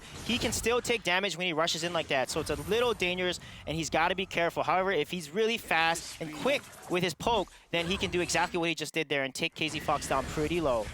Can indeed, but we do have now the rotation looking towards the bot lane. This feel like deja vu as we were going back in onto this fight. The stun away into KZ Fox are going to try and pick him up here. We do have the Cyclone. Great damage coming from the Flash, pulling them in. Hoon on the flank as well, looking for KZ Fox. They're dodging in and out of these bushes, but it is Neo trying to do his best for peel for the team. The entire side of Dino Riders has arrived, but Medic is going to be the one that falls. The damage from Dave is coming in, and the team is re-engaging. The massive cleave, the follow-up. Immortals with the ace. All 5 members of the side of Dino Rider are falling. That is going to be extinction level event. That is going to be Immortals going That was off. crazy. Bobo was not even there. That was a 4v5, but you know who turned that tide? Neo himself. He took all the damage as Thane and landed a massive Excalibur onto the entire Dino Riders team, taking their health bars to half to almost dead. And as a result of that play from Thane, from Neo, they're able to follow up, clean up, and get a super ace there. Wow, what a play by Neo. What a play, and it was just the ability there for them to kite back and keep their key members alive. I mean, we saw the flank come in. We saw Hoon. I mean, he tried to get the pick there onto KZ Fox, but the team was just able to immediately turn and deal with that. The positioning of Thane, I mean, it's just impeccable. Neo, such a beast. Yeah, and when Mars responded, they're noticing Hoon is going in so aggressive, trying to get on KZ Fox, and they need to play and protect KZ Fox. And exactly what they did. They collapsed and kited around KZ Fox, got Hoon super, super low, and as a result, Thane was able to get a massive Excalibur ultimate on the entire enemy team. That was absolutely huge there. That's exactly what they needed to do in that situation. If Dino Riders had gotten those first initial kills, that would have been a huge deficit Immortal have to pull themselves back from, but instead they are ahead 3.5k gold. This is the Immortals we know, and this is their roster, I feel like, at a power level we've not yet seen. Yeah, this is huge, and that fight changed the tide completely in their favor. Dino Riders was looking so good, and COZ coming in there. Gotta be a little careful, but he's poking really well as Flash on jungle right now. Oh yeah, that poke is going to be super solid, only going to get more and more scary. I mean, we saw the ult coming in from him doing so much work in that last team fight, but they just didn't quite have the follow-up. But speaking of follow-up, here's the side of Immortals going in, diving under the tower with impunity, but the health bars are getting very low on both sides. We do have Immortals with the heal, going to sustain through to Hoon, is going to be the target that they're tracing off now, as we do have the Angelic Splitter coming in, and nice. Oh no, Yikes, not quite able to get that off there. CLZ is going to be able to survive, but it is going to be 3 kills going the way of Immortals. Yeah, look at the aggressiveness. KZ Fox saw Hoon go for him, but didn't matter. KZ Fox returned as much damage back, and Hoon was melted by all the auto attacks coming from Lindis here. And look at that, they're taking away their jungle and causing their lead to get even further against Dino Riders. Oh yeah, and this is yikes indeed, but they're trying to re-engage the Malleus. Dave, though, doing a great job of dodging all of this out, and it is going to be... Wow, that was close. If he landed Excalibur, Yikes would have been dead meat easily. Oh yeah, that was huge coming in there as well. I mean, the fact that he was able to survive was huge, because now they're actually able to re-engage going in now. Neo stepping in, that is the bush of death, though, as Medic is trying to survive, trying to sustain, but it is the Death's Embrace keeping him locked in place. Yeah. And that is going to be a great pick from Immortals as well. They are firing on all cylinders. The split push is trying to come into the bottom lane for the Dino Riders, but it is not nearly enough. 20k to 16, that is a solid lead for Immortals. Yeah, what a nice Death Embrace by Bobo. He saw that Arjun Medic was out of position, and this is something that he needs to be careful, because we saw that happen last time they faced. Medic constantly putting himself in a very aggressive positioning and getting focused down by Immortals, and that Death Embrace from Omen was perfect to lock Arjun down, and he was instantly deleted by the focus fire from Immortals. KZ, Fox, and Dave and the team doing a really good job focusing down the target that is closest to them. It could have been a disaster too. They walked into that bush, and I thought, oh boy, this might finally be the time where Immortals oversteps, but it is Neo being that strong defensive frontliner. I am your shield as he goes in, but it is now CLZ. He's got to be careful. He's trying to get the poke off, but he's stepping pretty far forward. Now the team is split, and they're trying to collapse here. This could be a great pincer move coming from Dino Riders, but Immortals is standing strong. Neo. What a god. Neo is a god on this Thane. He somehow knew that CLZ was in there in low health, and you saw KZ Fox. As soon as the Flash jumps into super speed, KZ Fox unleashes Lunar Champion ultimate, getting multiple attacks on Flash, and Flash cannot dodge these auto attacks. It's just like a homing missile. Follows him back to his original position. He takes the damage. That crit hit him for over 800, and then the Excalibur from Thane. That ultimate comes down and instantly cleans up the Flash and makes him disappear. That judgment raining down from the sky, the sword from the heavens falling on their foes. Immortals looking pretty darn strong here in this first game. The Dino Riders on the backstep, 14 kills to 4 and a solid gold advantage. Medic needs to try and make something happen on this Arduin. He's going to be able to get himself up, but Dave is there in the fox form. The stun, the follow-up is there. Can they get the chunk? And it is going to be enough as they take him down under the tower. Immortals committing many resources, but totally worth. As you have Bobo trying to run away here, the flash now is being locked down in place, and he's just gone! Wow, he couldn't get out from that Destiny base, but Dave, that combo on that Arjun, you guys saw that, but Medic got comboed. He went in as Fox form, did his burst damage, transformed to human form, instantly got a stun, binding, shining light damage, and then boom, Arden health just disappeared. Then KZ Fox come right behind and then finishes the job. What a crazy combo Immortals is pulling off right now with the competition that they have. This is absolutely insane. Yikes is trying to re-engage with the Malleus, but this high tower is still going to fall. He's going to try and disengage, and no, he's just going to rise up into heaven and go towards that gray screen as Immortals are pushing in onto the high ground. The high ground tower is going to drop. They are re-engaging with the shock all the way into the core. X-Tears is there. The heal is enough to keep him survive, sustain, but the split push from Omen, of course, all the while, split push is going to be happening. Bobo, he's just doing his thing. Yeah, he's just doing his thing now. Look at the item. Clav Sancti, Muramasa, Scorching Wind. Lindis is a damage machine right now. And look at Dave as well. He has 3 tier 3 damage items. He just finished his 4th with Enchanted Kicks and Akade's Daedom and Boomstick. That is a lot of burst and pierce coming from Dave. And Flash is going to be in big trouble. He doesn't get away here. He's going to Cyclone and dodge the abilities, but it's not going to be enough. Not nearly enough. Still more than enough in the tank of Immortals to take him down once he decides to rejoin the land of us slow people. As they push into the high ground now, Immortals feeling so very confident, up 19 kills to 4. This squad, with the changes they've made and the practice they've been putting in, it is very clear that they have reached another level of play. Dino Riders, they put together a great showing earlier. They put up a great showing last time around, but this is a whole new world, and this is Immortals showing Dino Riders what it means to know fear. Yeah, and that Lindis carry was phenomenal.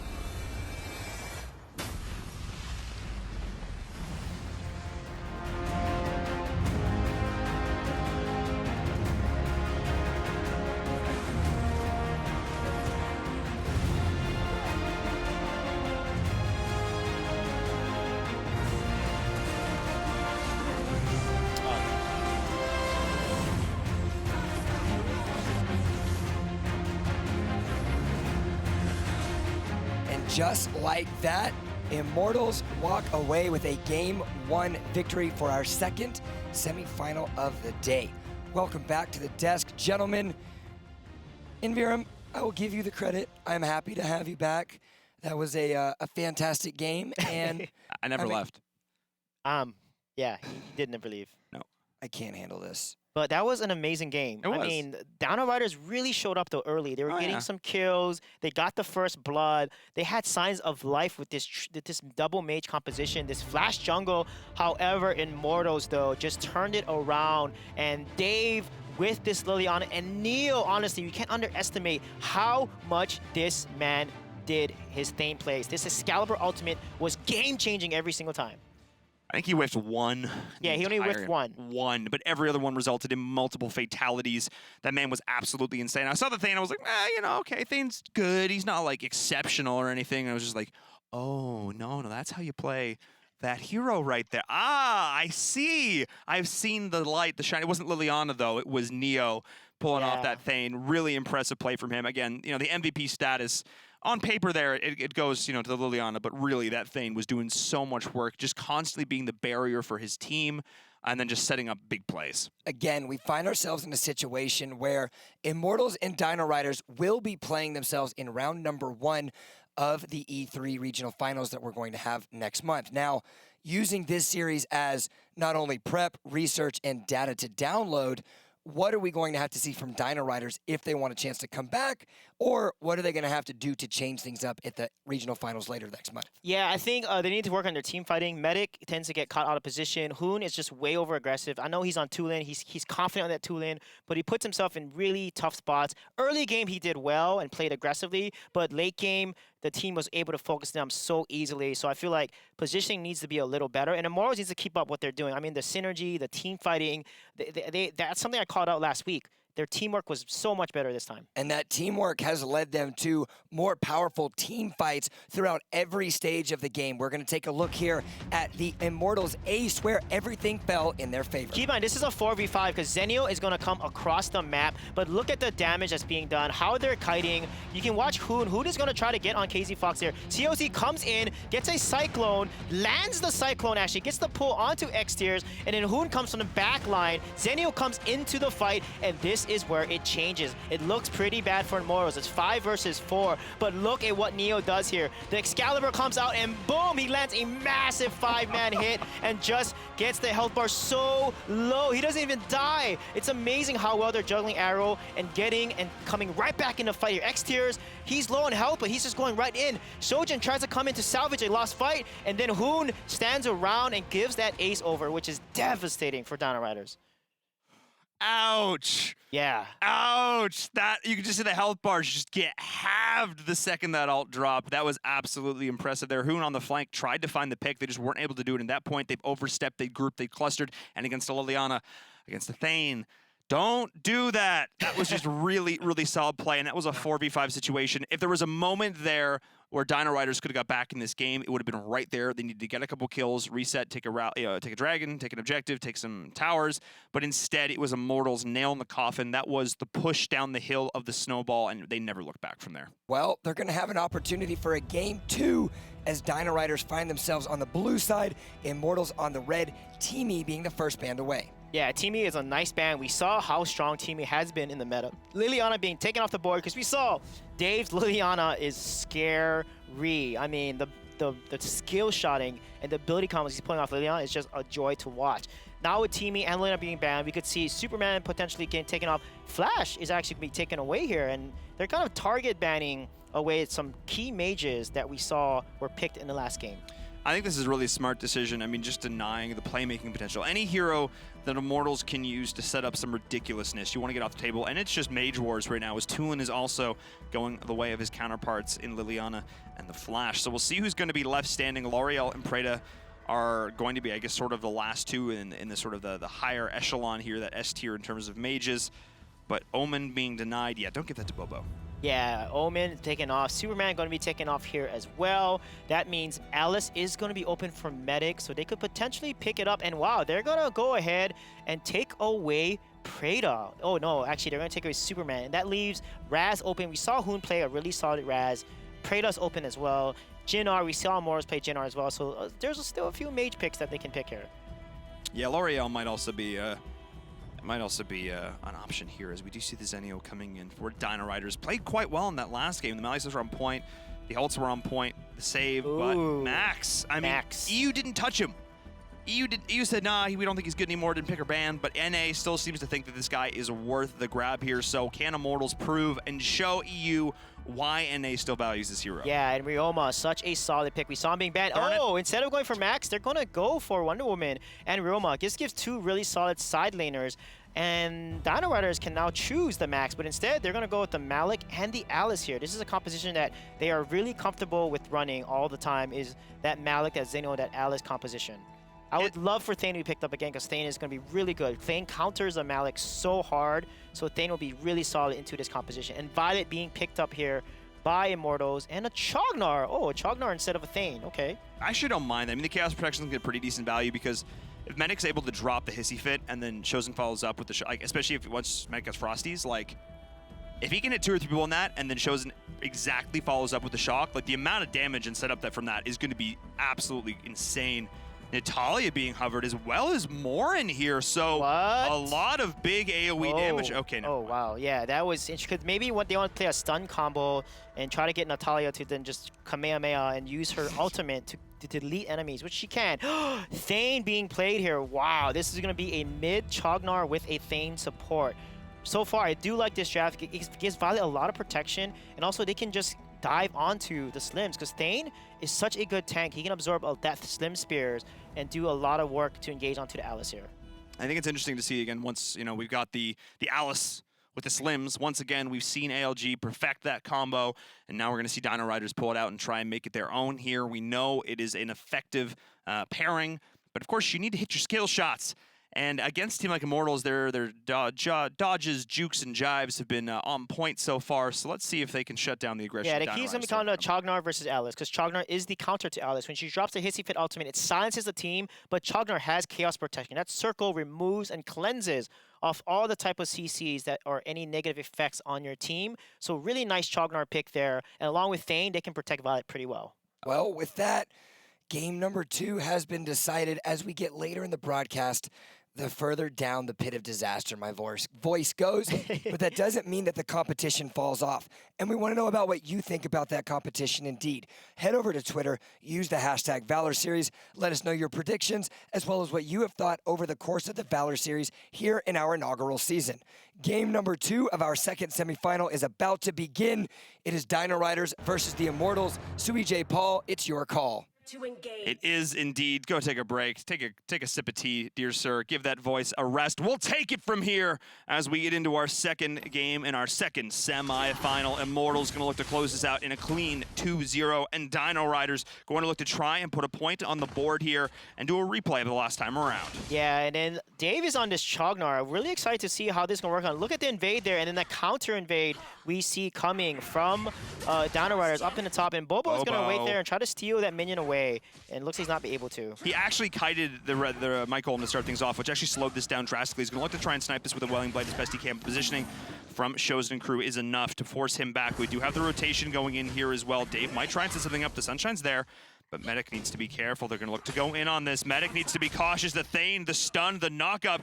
He's going to burn the heal, the slow. Is it going to be enough damage? It's still early. The great stun, the follow-up, but no, they cannot find Medic. A full committal from the side of Immortals and a beautiful save from the Dino Riders. Yeah, and look at that's exactly what Immortals need to do. When one of your teammates gets stunned by the Slims like that, then you want to go in and return the fire, because if you allow your ally being stunned to get free damage off, you need to not allow that, so Slims needs to back on. That's exactly what KZ Fox did. Returned the fire and made Slims back off so he couldn't do any more damage onto that Thane. That was really important there, but Slims is going to look to just set up in jungle here. This is exactly what he wants to do. Try and get as much farm early as he can, so when his rotations come out, he's able to actually do some damage, get some of these crucial late game items, but Neo is lurking in a bush here. Going to look to try and snipe this out, and not even close. Yeah, too slow. He should have used Valiant Charge instead, actually. I don't know why he used that instead of his Valiant Charge. And KZ Fox there, getting rotate on to Alice. He's got to be careful here. He has to be careful indeed, because Medic and crew are rotating in. Now it is Dave, the Chognar, the target. He's got to try and rampage his way out of there. The lasso misses, and that is going to be our first blood here on the mid lane. A great rotation from the Dino Riders, getting a key pick in the mid, which now opens up this Abyssal Dragon, which if they can follow with this up as well, they are going to be in a great position here in the early game, getting that first blood as well as the first dragon. Yeah, look at this. It's going to be really close. They're collapsing. It's going to be clear here. It is gonna go over the way of Dino Riders. That's huge, and the stun is there as well onto X-Tier's Immortals. Gonna try and rally, but it is Yikes completely whiffing that ult. They're going in, but the damage from Preda is going to be insane as X-Tier's does fall, and it is going to be Dino Riders sustaining through this beautifully. The early game damage is not there for the Immortals, just chipping away at the side of the Dino Riders, but they're so tanky here, and getting all of that shielding, all of that speed boosting from Alice has been so crucial in these fights. Wow, what a nice play by Bobo there. Getting a stun onto Preda, and the Zenio doesn't come in time to save him, and they might get a kill on Bobo, but wow, what a nice play securing that kill onto Preda. That was absolutely huge there. They almost got turned around upon. That was a really nice re-engage. That perfect timing there of the Sunshine with the Malleus as well, so that was actually huge. However, it is still Dino Riders coming out ahead here. Only 600 gold lead though, and no structures to their name yet at this stage, so this is still pretty early days, but Immortals just saying like, oh, maybe we should pay a little bit more attention here in the second game, because clearly Dino Riders not out of this yet.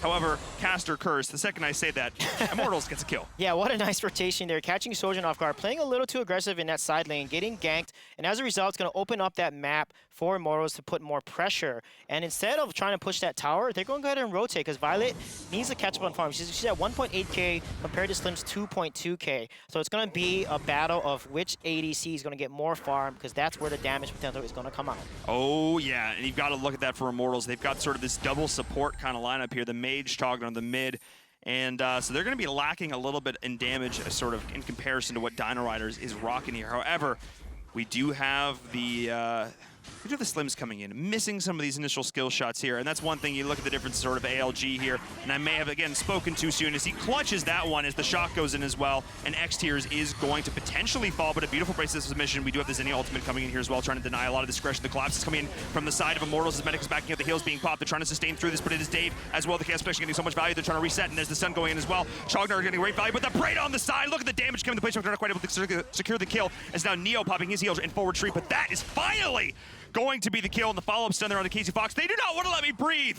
Yeah, they got a kill there. They won the fight down there. However, Ryoma is going to get a free top tower, and they're going to trade that for Dragon and some kills, which is a net positive for the side of Dino Riders here. And as a result, they're going to be able to get more levels, and securing 2 Dragons is huge for their gold and level lead. However, Morris is staying right behind them because Bobo is trading and taking jungle from Dino Riders. That is actually huge here. Bobo's split push, I think it's definitely some of the best split push that we see here in the Valor series. He's constantly getting value on the map, and his team is just able to do so much without him. I think that that's the key part of it here. When he joins the fights, they do incredibly well, but when he's not with them, he is getting so much value so consistently here, and that is part of what makes Immortals such a great squad. However, Dino Riders showing they can hang with the best of them. They're currently ahead in game number 2. Yeah, they are, and this is the thing with Chognar is he doesn't offer a lot of damage, he offers more utility. So for their comp to really excel, they gotta get this Violet online here. They gotta get Thane to be able to land a clutch ultimate, because that's what helped them win the key fights from the last game. So let's see what Immortals can do. But Dino Riders looking really solid right now, comboing these crazy stuns. The Alice Slim combo has just been very popular composition that a lot of teams have been trying out. Oh yeah, and it's working here too, because it's sort of like once somebody lands that initial stun and Slims is able to fall, that's really all they need, whether it be the Shock, whether it be the Malleus, whether it be the Sunshine. Anything to line that up there, and you're going to see a huge follow-up. And you add a Preda into that mix, I mean, obviously that's where he excels. Sit someone in one place, he's able to fully charge up that Blade Scepter, and he's just like, well, yeah, look at that. They're able to take tier 1 mid tower and trade towers here. And look at the aggression here. They're going to back off, and it's going to be a 4v4 mid lane, and they're going to rotate out and trade towers. So really good plays by both teams so far, trading objectives. Trading objectives here at this stage. Trading when you're behind, not always the best thing here. It really just plays into your composition, and of course, KZ Fox playing that Violet. I mean, it's going to be interesting as they push in here as well, because he's still not hitting very hard at this stage. They need to get him more far moving into this mid game. He needs to be the priority for Immortals. Yeah, he definitely needs to be. And also, Slims, it's going to be so much damage. So they got to be able to counter here. It's basically come down to how is Thane going to make plays? How is Alice going to make plays? How does the Chognar play a role here? And whoever is able to kill the Violet or Slims first in these fights is going to be the team that comes out on top in the team fight. So the key is they got to protect their ADCs, because positioning from Slim and Violet is going to be absolutely crucial in a lot of these fights. These are both two relatively nimble backliners able to get themselves around, so both these teams are going to be looking to commit onto them, but they also don't want to over-commit here. If they charge in deep, try and pick up this crucial kill, they might find themselves overextending, but Yikes is the one going in. The follow-up with the Zennial is going to be there. The Abyssal Dragon is going to go the way of Dino Riders. Nice snipe coming in as well, but his X-Tiers and crew going in on the back. Look at the damage coming in from Neo. That's absolutely huge. The heals not doing nearly enough to try to sustain as well. It is Neo somehow surviving, charging himself out, and shows it going in real deep. Who's not going to be the target? The follow-up, the Spectre. Oh man, that Ire coming in. This lasso not going to connect, but his X-Tiers and crew pulling out through this, the double heal. Not enough from Dino Riders. The damage from Neo, incredible. Yeah, that was amazing what Neo did there. And awesome steal, though. Hoon was able to get that steal. Nice ultimate by Malik there onto them. But look at Yikes. He's going to get caught out, and he's going to get killed there. Beautiful play. Soldier's also in trouble. Oh, no! Wow, what a pull. There's the lasso to follow up over the wall. Get over here, says X-Tiers, pulling him back. And that is going to be a second beautiful kill and multiple towers to boot, as the split push from Immortals is there. And again, the mark of the top teams, their ability to convert kills into objectives everywhere across the battleground. We see Immortals getting value off of just a few kills. They're able to clear out entire jungles, multiple towers, and this is what really separates them here. They are now ahead by almost 4K gold. Yeah, this is insane. They took 3 towers from there. That was really, and look at that COZ. Gets a nice flying spear to secure that blue buff, but wow, Immortals turning around that fight. Neo, again, playing such a critical factor in these fights, and as a result, turn it around and convert that into 3 towers, giving them a healthy 4K gold lead. There's potential from Dino Riders. There is an opening. I see it in the way they're playing here. They're so close to finding greatness here in these fights. The way they're lining up the Zennial Malik combo, almost getting this off here. They just need to line up their damage a little bit more and need to not... Obviously, they're stacking because they're trying to get value, off of the Zenio, but then they need to split themselves up. They need to not take so much splash damage from the side of Immortals. If they're able to do that, if they're able to kite these fights a little more, allow their slims to just go off, I think maybe they can find something here because they're only actually down 2 kills. Yeah, they are, and the gold difference not that bad. Ryoma is ahead of the Zenio by 1k gold, and Violet is pretty much on the same par as the Slims there. However, Violet does have Clag Sanctity, which gives her that crit % chance. That crit from Violet is going to be really, really painful. When she finishes her 3rd tier 3 item, looks like it's going to be a Miramasa. That additional armor pierce that it gives, it's going to be huge, huge amounts of burst onto the side of Dino Rider. Yeah, that poke damage is going to be less poke and more like just shoving a spear into your side. So we'll see if they're going to be able to pull that off here. And we do see an initiation potentially going in here in the top jungle. Again, we talked about Casey Fox. We talked about how he needed to be the priority for Immortals, and he is starting to come online. This is exactly what they needed to do. However, there's a Slims and a Preda on the side of the Dino Riders. Going into the total late game scaling, is it actually going to be a slight advantage here for the Dino Riders? Yeah, it's interesting. Casey Fox actually built a Spear of Longenius here. So he's looking to pierce the armor down.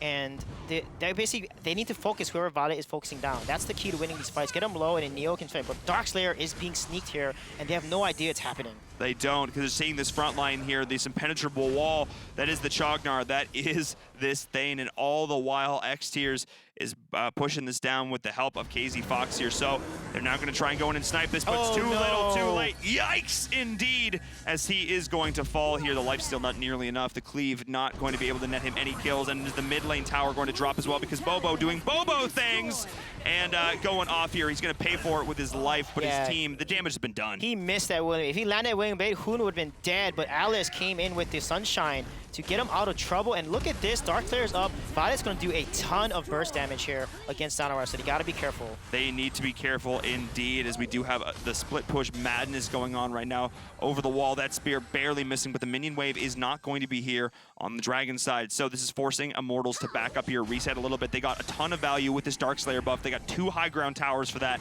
That is well worth it in their opinion, but of course, they're Immortals. They want more. Yeah, look at this. They're able to clean and get 2 high ground towers with Darkslayer. That is huge. That's going to put so much map pressure on top and mid lane.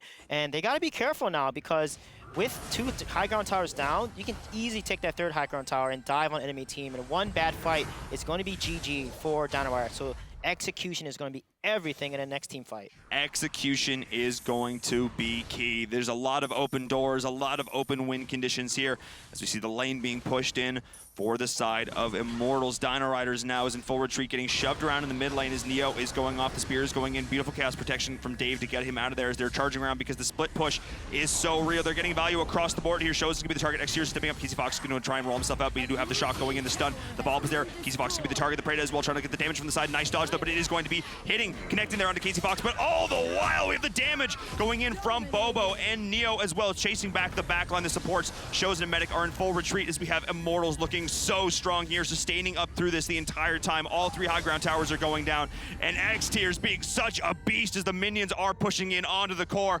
And with that, it is going to be game number 2 going over the way of Immortals. That is going to be it. GG, they will advance to your grand finals once again to take on Allegiance.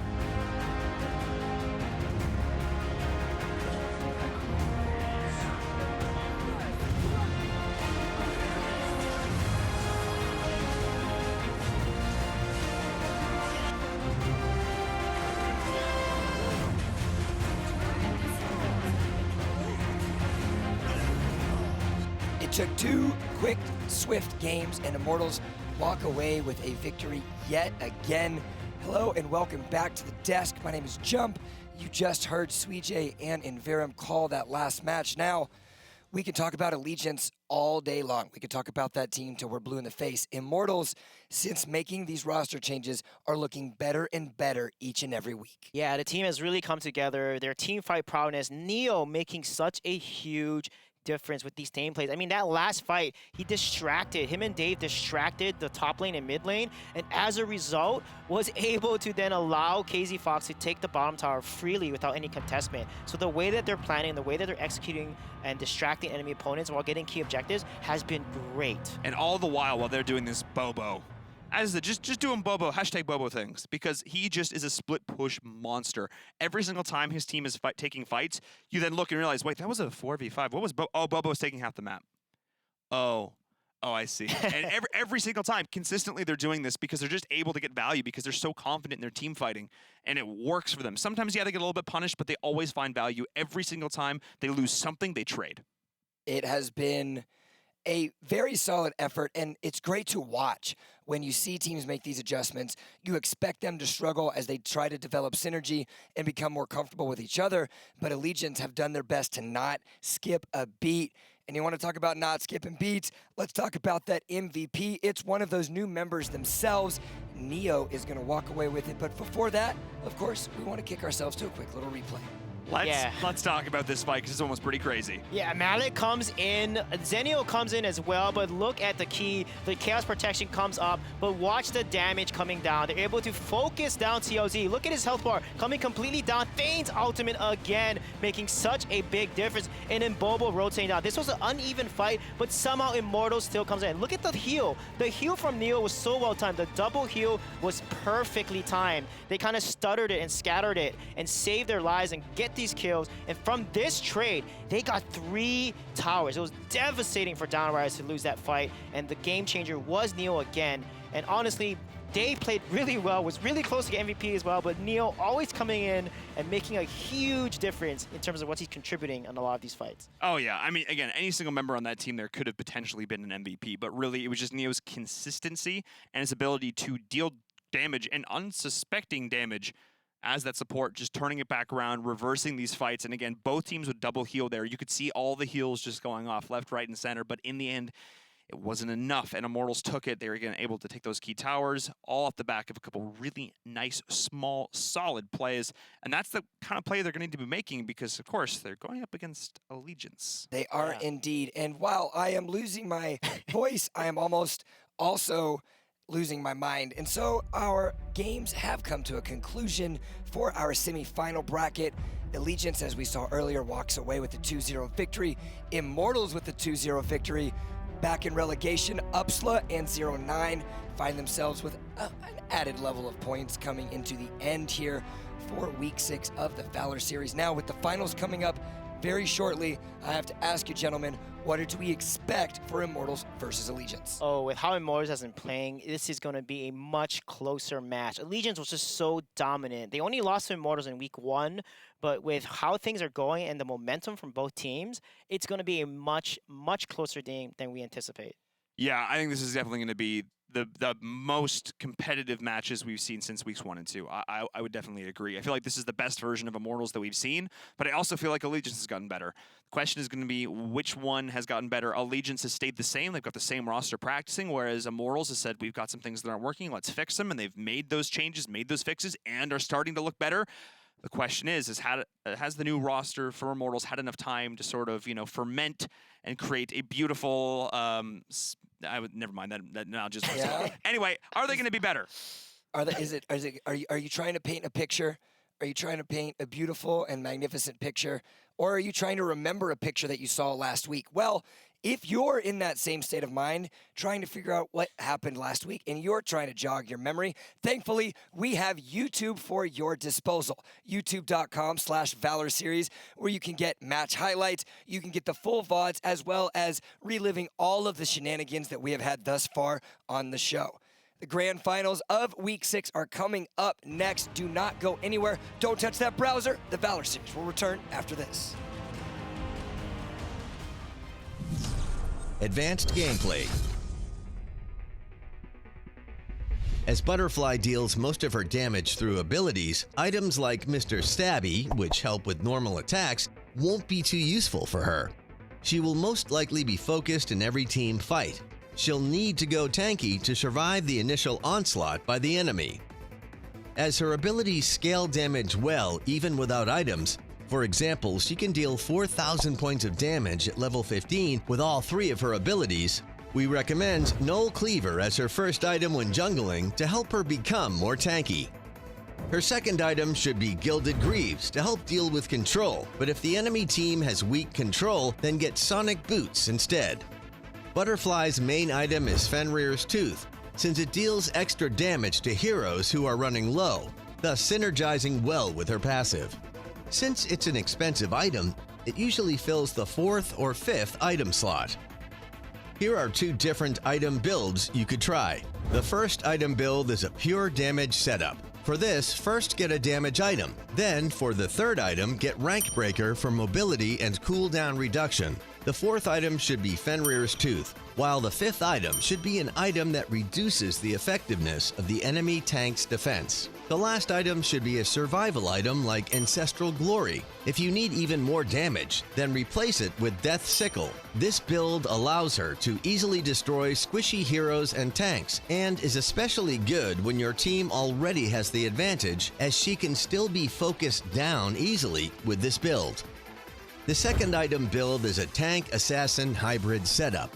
For this, get Spear of Longinus as the 3rd item, as this will help Butterfly use her abilities more often, taking advantage of Spear of Longinus's passive armor reduction effect on the enemy.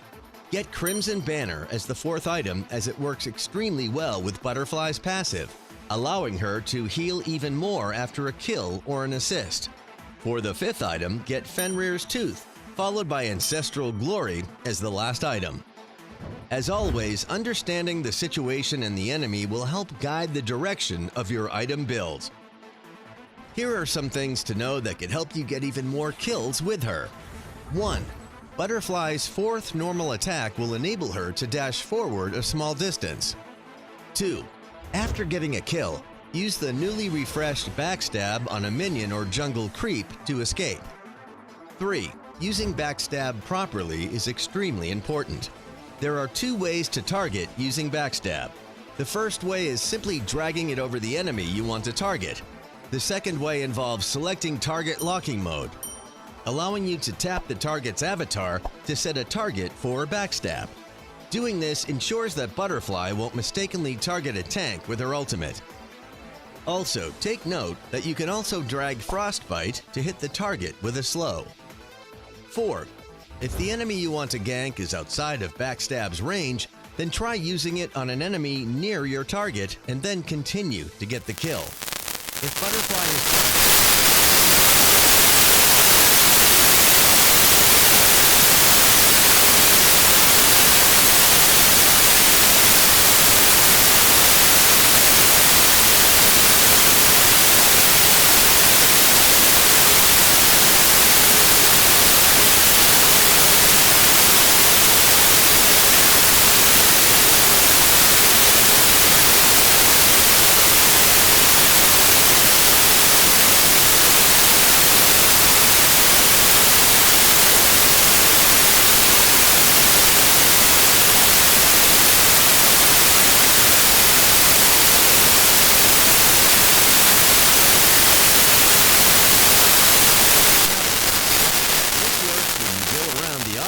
surrounding the Sage and Might Golems. The third way is to first use Whirlwind, then follow up with Sword Propel, as this won't waste Sword Propel's attack speed boost. If Butterfly isn't jungling and is laning against a marksman, she can then first take down the Seagull in the river, while the marksman is taking the Might Golem, then return to clear the minion wave. Doing this will get her enough extra experience to make her reach level 4 before the marksman. In the mid-game, Butterfly should work with allies to invade the enemy side of the jungle to reduce their available farming area. Then she can look for a chance to gank an enemy alone. Once the gank is successful, her team can use this opportunity to take down the Dark Slayer.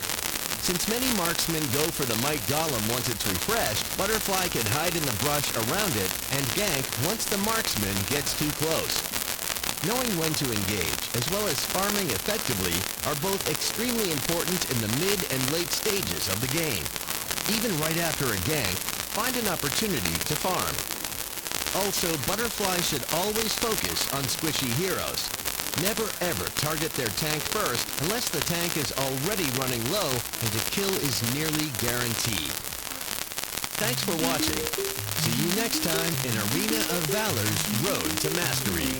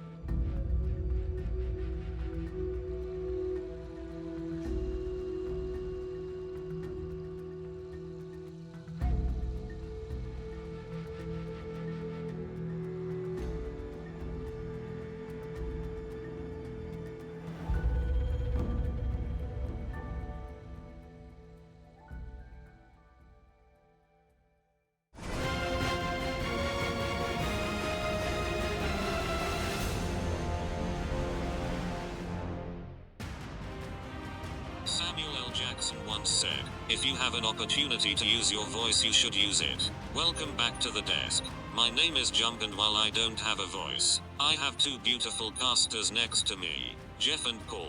Talk to me about this Week 6 finals match. Allegiance taking on the Immortals. Allegiance and Immortals is going to be a fantastic match, guys. You guys are here. This is the finals, Week 6. This is it. They are fighting for pride because the last game and the last week is what really matters to show who is really the best team in North America. They need to stay composed as you did. Hearing that, I hadn't heard that. We didn't test that at all. That was amazing.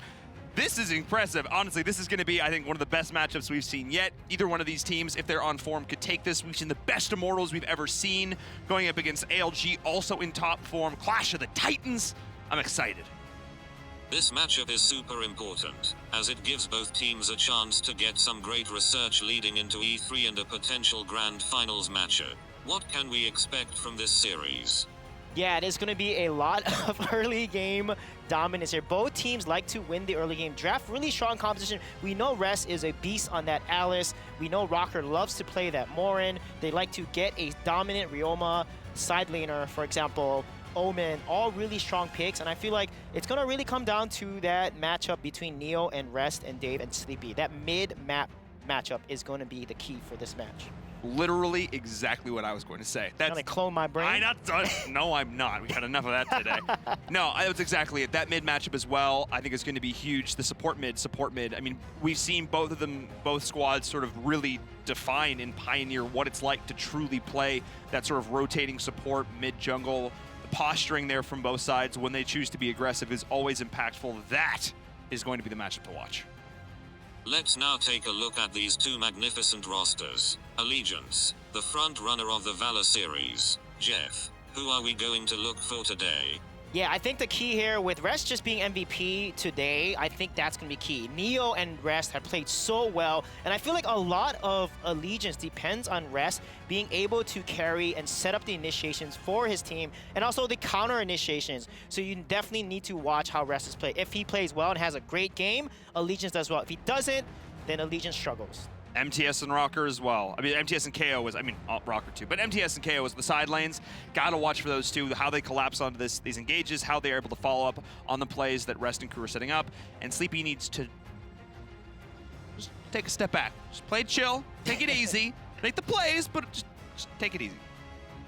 Paul, talk to me so sweetly about these Immortals. They are looking much stronger this week, since adding Dave and Neo into the roster. Well, they've definitely, I'm gonna try. They've definitely been looking the best we have seen them yet. They've been making some changes, putting in the practice, and it shows here. Dave, sort of being a B-tier player at one point, kind of coming back and saying, yo, I deserve to be on this main roster. I am a beast in my own right, and showing it here. Add Neo into this mix. The range of supports that he can play is super impressive. Okay, now is the final moment like this of the regular season. Predictions. Gents, my lovelies, my fantastic friends. Who is going to win the final ALGIMT matchup of the Valor Series season? I think with momentum, and I bet on momentum, so hopefully I'm going to be right here. I think Immortals is going to take it, and it's going to be a very, very close best-of-3 series. It's going to go all the way, guys. Well, then, just to create some drama, and of course today, I'm going to go the other way. I'm going to go with Allegiance. I think they've been looking too consistent, as good as Immortals is looking. Again, if there was any day, I agree. If there's any day to take it, it's going to be now. But you know what? Let's go with Allegiance. Let's mix it up for the first time today on the desk. I like it. So let's, I think Allegiance is going to take it. Okay. Well, you heard their voice. You heard mine. I want to hear yours. Twitch chat. Who will win? Type and let us know. Thank you. Okay, now. Pick ban is about to begin. What are we thinking for this so important draft phase? Yeah, I think the mages are going to be target banned. Teamy is going to be obvious. Superman, yep, they're going to take away Tulin right off the bat here.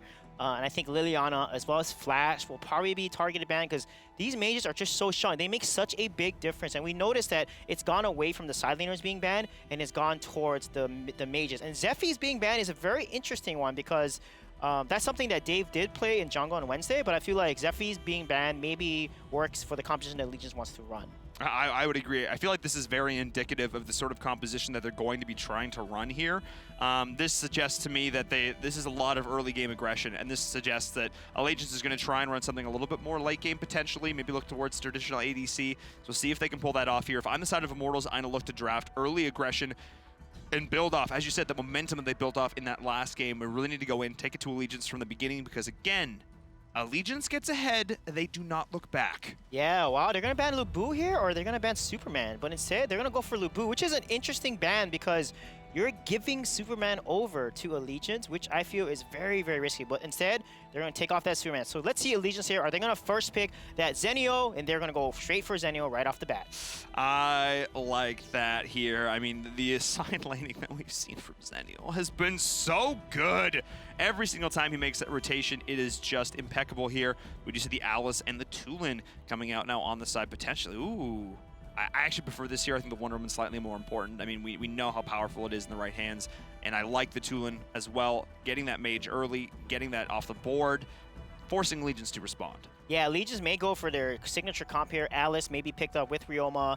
They're going to go for that stun comp and pick a Lu Bu. Yep, they're going to go for that CC lock composition that we see them run before. So both draft looking pretty solid, but if Allegiance secures a Slims and another CC hero like Lu Bu, that's going to be really tough. Sounds good. I mean, this really just looks like a standard as it gets. I mean, I want to try and find something. Oh, okay. I was gonna say, I want to try and find something unique coming out, but both of these teams are just opting to play this incredibly standard. This is really just may the best team win, and I love that. This just shows me that Immortals is feeling confident. They're not going to try and do anything crazy. They are just going to try and take it to Allegiance despite falling in the last 4 straight weeks of finals. They are showing that they can come out here in week number 6 and they say, we want to go toe-to-toe. Yeah, instead of going for Lu Bu Slims, they're going to go for Preda and Morin here, which means that their mid lane matchup and their jungle matchup, it's a little weaker early against a Tulin.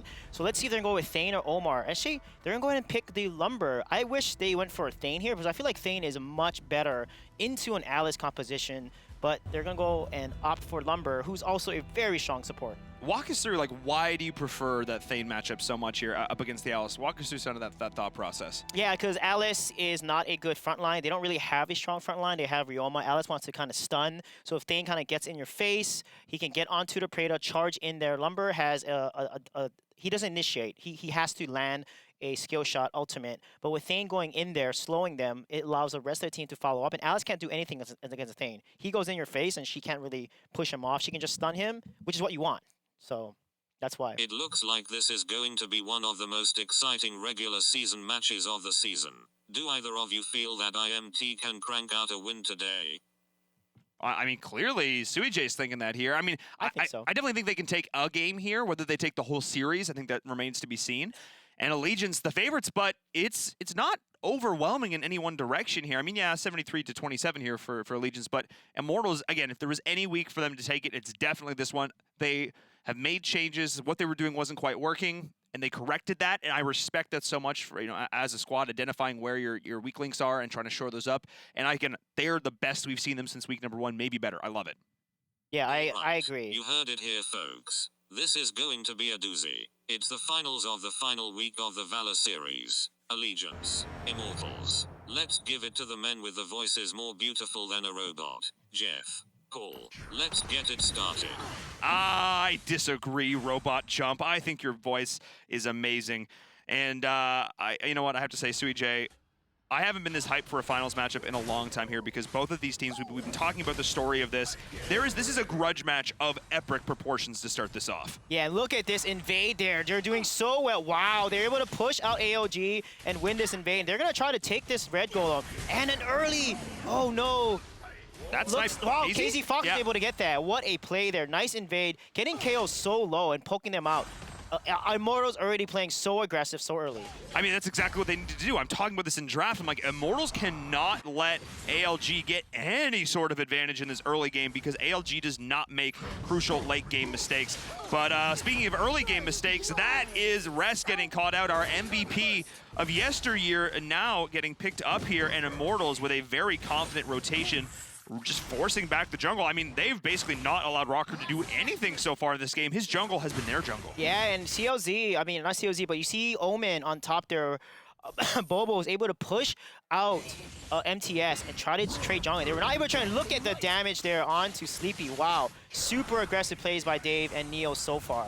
Just showing a lot of dominance in this river. This is exactly what they need to do right now. I mean, I'm looking at this, I'm thinking to myself, all right, if Immortals can come up and do this, I mean, they can really take this to ALG here. I'm thinking maybe I should have gone the way of Immortals. Maybe I should have believed, but we'll see if ALG can recover here because it is still the early game, but almost a 1K gold lead coming out, and it's not even the 2-minute mark yet. Immortals looking so strong. However, ALG are saying, you know what, it's time for us to draw blood. Yeah, look at that. They're on a Kexi to get them pretty low here. Look at the rotation. They're posturing around Dragon now. They're going to try to take Dragon, and then Immortals is going to have a rotation down, and wow, what a nice play expector by Sleepy here. That was exactly what they needed to do. Get that Wonder Woman low to start things off, but Immortals is still going to look to go in and contest this. Neo does not have his ult yet. That is huge. He's going to go in. Can they snipe this out? No! Rocker's going to get the punish. Timing is absolutely on point, and we do have the Zennial joining the fray as well. That is a beautiful plays that are coming in there from the Preda, but that leaves Omen alone, uncontested in the top lane, and that is what he loves to do. So the Dragon will go over, and the kill to the side of Allegiance. However, split push is coming in from Bobo. Yeah, Bobo's going to get this tower down. I don't think he has enough damage to completely take the tower, but the next time MTS goes across the map like that, Bobo is going to be able to secure a tower because he's going to have more damage items, and it's going to allow them to win that top lane. I'm surprised they don't put Omen in the Dragon side. I feel like Dragon lane is much more important to put Omen. And look at that dodge by Bobo there, clearly expecting Rest to throw that Sunshine skill shot. I actually don't mind this here just because, again, we know that the Zennial is going to be going cross-map constantly to work on these Dragon fights, and so we're just going to allow Omen even more time up here in the Slayer side. So I actually don't mind this decision coming out here from Immortals. They do have the Wonder Woman here who's going to offer more value in these early game team fights, so having her down in the Dragon lane, which is going to be the priority fight lane, I actually really dig this coming out from the side of Immortals here. So let's see how this plays out for them if they can get some solid Dragon fights. They just need to make sure they do it without getting chunked down by the Preda before the fight even starts. Yeah, we have Dave ahead of Sleepy right now with 200 gold, a little more damage items, and Tulin is this is Tulin's time to shine because he is so strong. And look at this rotation. This is gonna be really dangerous for X-Tiers here. He's gonna have to back off to get killed here. Look at the dodge coming in from ALG. Every skill shot that Wonder Woman threw their way completely whiffed, and that was just really nice positioning from the side of Allegiance, weaving in and out there. We are going to have Immortals pick up a tower of their own in trade, but the whole side is coming in, and that is the Earth Splitter, but Neo is going to be able to get himself out. Nice dodge. The Wailing Blade from KO not going to connect. Yeah, that's a nice trade. Allegiance comes on top because they get a kill and a tower, and really, really solid 4-man rotation there, but Immortals trading back.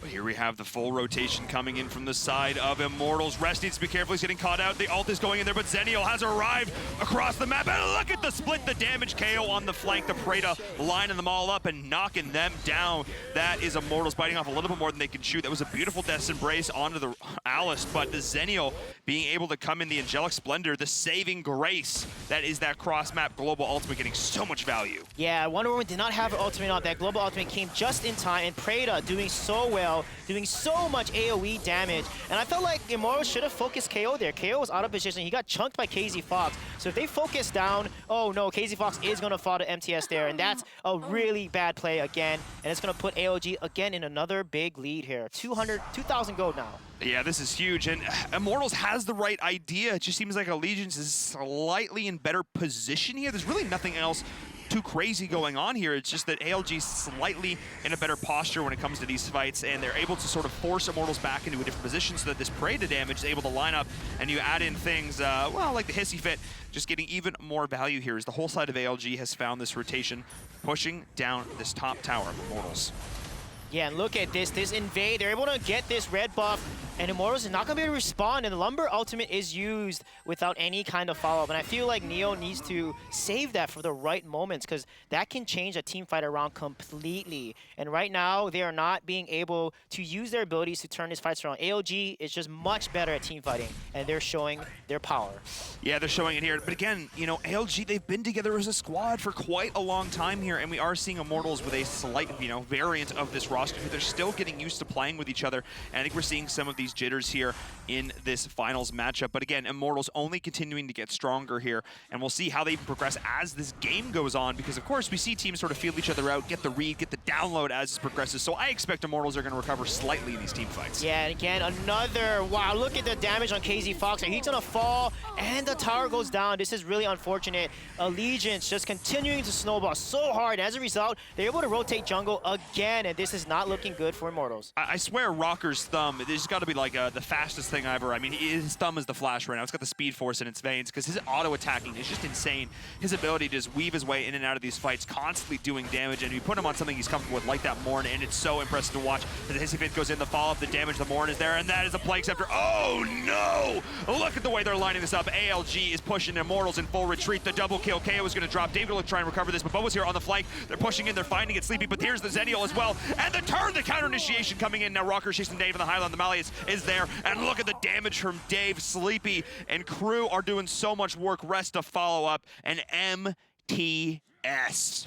Yeah, that Malice from Zenio of MTS is working out so well, along with Rest. Honestly, this Alice Zenio combo is so good. They're constantly slowing, getting stuns off, and the Sleepy getting these Plague Heats, huge charge-up Plague Specters, chunking out so much of Immortals down. This is looking really rough, and like I said, Rest is doing much better than Neo in this game, and as a result, Alice is making more plays, and Lumber is not being as effective and not landing clutch ultimates here that he needs to land to turn his team fights around. I mean, you know, Neo, he likes these big playmaking supports, and Lumber is that to a degree, but just not quite enough here. Really, he's just sort of hinging on that ultimate. When that ultimate doesn't connect, they get huge value. They're just, you know, finding not what they need here in these initiations. Oh my goodness, that damage, that is insane. The burst from Morin and Sleepy is insane. Omen just went down like nothing. Oh man, they're pushing to the high ground too. The tower just melts like butter. Rocker is going off here. Look at this damage. The dwarf has no fear, chasing X-Tiers into the core. KZ Fox, Rocker is rocking and rolling right now as they're pushing in here. The stun is connected on a day, but it doesn't matter because the damage is there. But the core is now under threat. Allegiance is just pushing in. They are looking absolutely monstrous. They are hitting another gear right now. What is happening? Yeah, Rocker just knows Morin's win condition. Once he has his stacks, his precision passive, he has so much lifesteal, and on top of the sheer attack speed he's able to do so much DPS, regain that lifesteal, and just keep going in. And the Immortals just need to burst him down, but they don't have the damage. They're too behind right now. They're almost 10k behind. They're losing Jungle, they're losing Dragon. Right now, it's really rough for Immortals to come back. They need a perfect team fight to come back because Allegiance is just way too ahead. And again, great moments from Immortals in the early game. We saw them get some great initial kills, but they needed to keep that up. Again, letting Allegiance get a lead is a great way to lose games. However, if Rest overextends here, and Immortals can catch him out, that's what they need to do here. When Rest goes down, Rest is such a linchpin for this draft. He offers so much simultaneously, the shields, the speed boost, the Hissy Fits. Every single thing he is doing is like a huge play in its own right. Yeah, it is. And Alice, they gotta watch out. They gotta be careful because Alice is doing so much work. And Bobo, level 11 versus 13, he won't be able to counter the Zenio. Even though Omen can beat Zenio, they gotta protect their towers. They can't let Rocker just take these towers down like that because this is really, really dangerous. He has his stacks up and the stun is gonna come out, doing so much damage. And look at the damage he's putting onto X-Tiers on Wonder Woman here. Rocker is just unstoppable right now. He's just sitting in the back, just chugging away, uncontested as every high ground tower falls. Completionist says ALG. They're going in here. X-Tiers needs to be cautious. Here comes the Hissy Fit, the stun, the follow-up, and that is Zenio joining the fray as well as every member of Immortals getting solo. They're pushing onto the core. That is the damage, and that is going to be ALG taking game number 1 here, forcing Immortals back onto the core. The number 1 seed coming in and showing they still have what it takes as they take game number 1.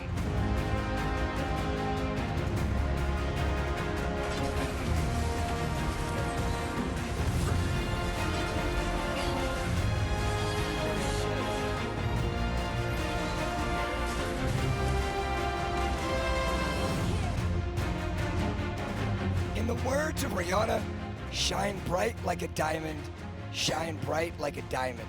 And there is no diamond shining brighter than the play of Allegiance in its current standing. Every step of the way, every step on the battlefield is excellence. And where does it revolve around? Every single member, because Allegiance has a roster that can do just that. Yeah, I mean, they did so. Even though Immortals kind of won the early game with a beautiful rotation there, but Allegiance, their 4-man rotation on bomb, they win Dragon side of the map every time, and they just snowball, they invade jungle, and honestly, their team fight is just so much better than Immortals right now, and I feel like they're rotating first, they're getting initiations first, and Immortals is just playing... They're catching up. They're trying to catch up in these team fights, and as a result, they can't really win. And Allegiance just showing utter dominance against Immortals. I actually really love ALG putting Sleepy on the Preda because it's sort of a hero you're forced to play defensive on.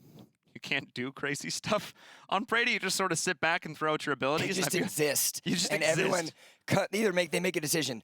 Do we go into the damage or do we run around? And in many instances, when you take a look at Allegiance, they're going to run into the damage. Well, they push you into the damage. They put you between a rock and a hard place, and he's in a bush off to the side, and you don't realize it, and they're forcing you back, and you're like, wait, no, and you're just getting wiped down. And then the whole team is there following up. I mean, usually on top of a hissy fit while that's happening. It's just a bad time. It's just a bad time. The way the combo with Zenio and Alice, again, that's a combo that really worked. And as a result, Plague Specters, the charged up Plague Specters, 300% more damage, just chunked all of Immortals, and it was just a field day for Preda coming from the backline. Rocker never got touched, and I felt like, again, Dragon side was just so important. They kept losing Dragon side. Immortals is not rotating to posture to Dragon side, letting Allegiance take Dragon control, and that snowballs for them. And right from the beginning, this is where we see Allegiance again showing how well they can rotate, because when they get these fights, when they catch out members of Immortals, it's not one, it's not two, it's more, and in this case, 3 is the lucky charm. Yeah, and that fight there, KO is so low. They should have engaged KO and went up, but instead they play right into the composition of ALG there. Zenio protected them, Preda got a huge Plague Spectre, Alice got a nice stun, and KO was out of position on the top, and KZ Fox already chunked Ryoma down.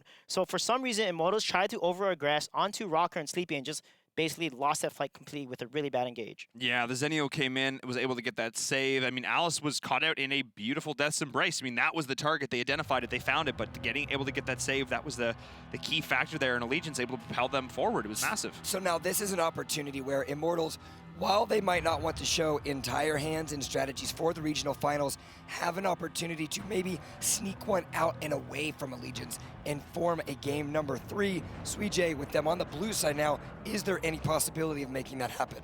Yeah, I think that they need to look at their banned drafts and do it better. I mean, again, giving Rest Alice was just so dangerous. Again, Rest just carried on the Alice. Lumber, again, I did not like that pick. Thane is way better. They have so much more success. Thane has won against Alice so many more times, and they have not won with Lumber. Lumber did not do a lot in these fights because he just couldn't engage properly, and as a result, you know, the combos that they allowed Legions to do on them just worked out in their favor. That hissy fit is just too much, especially in the late game.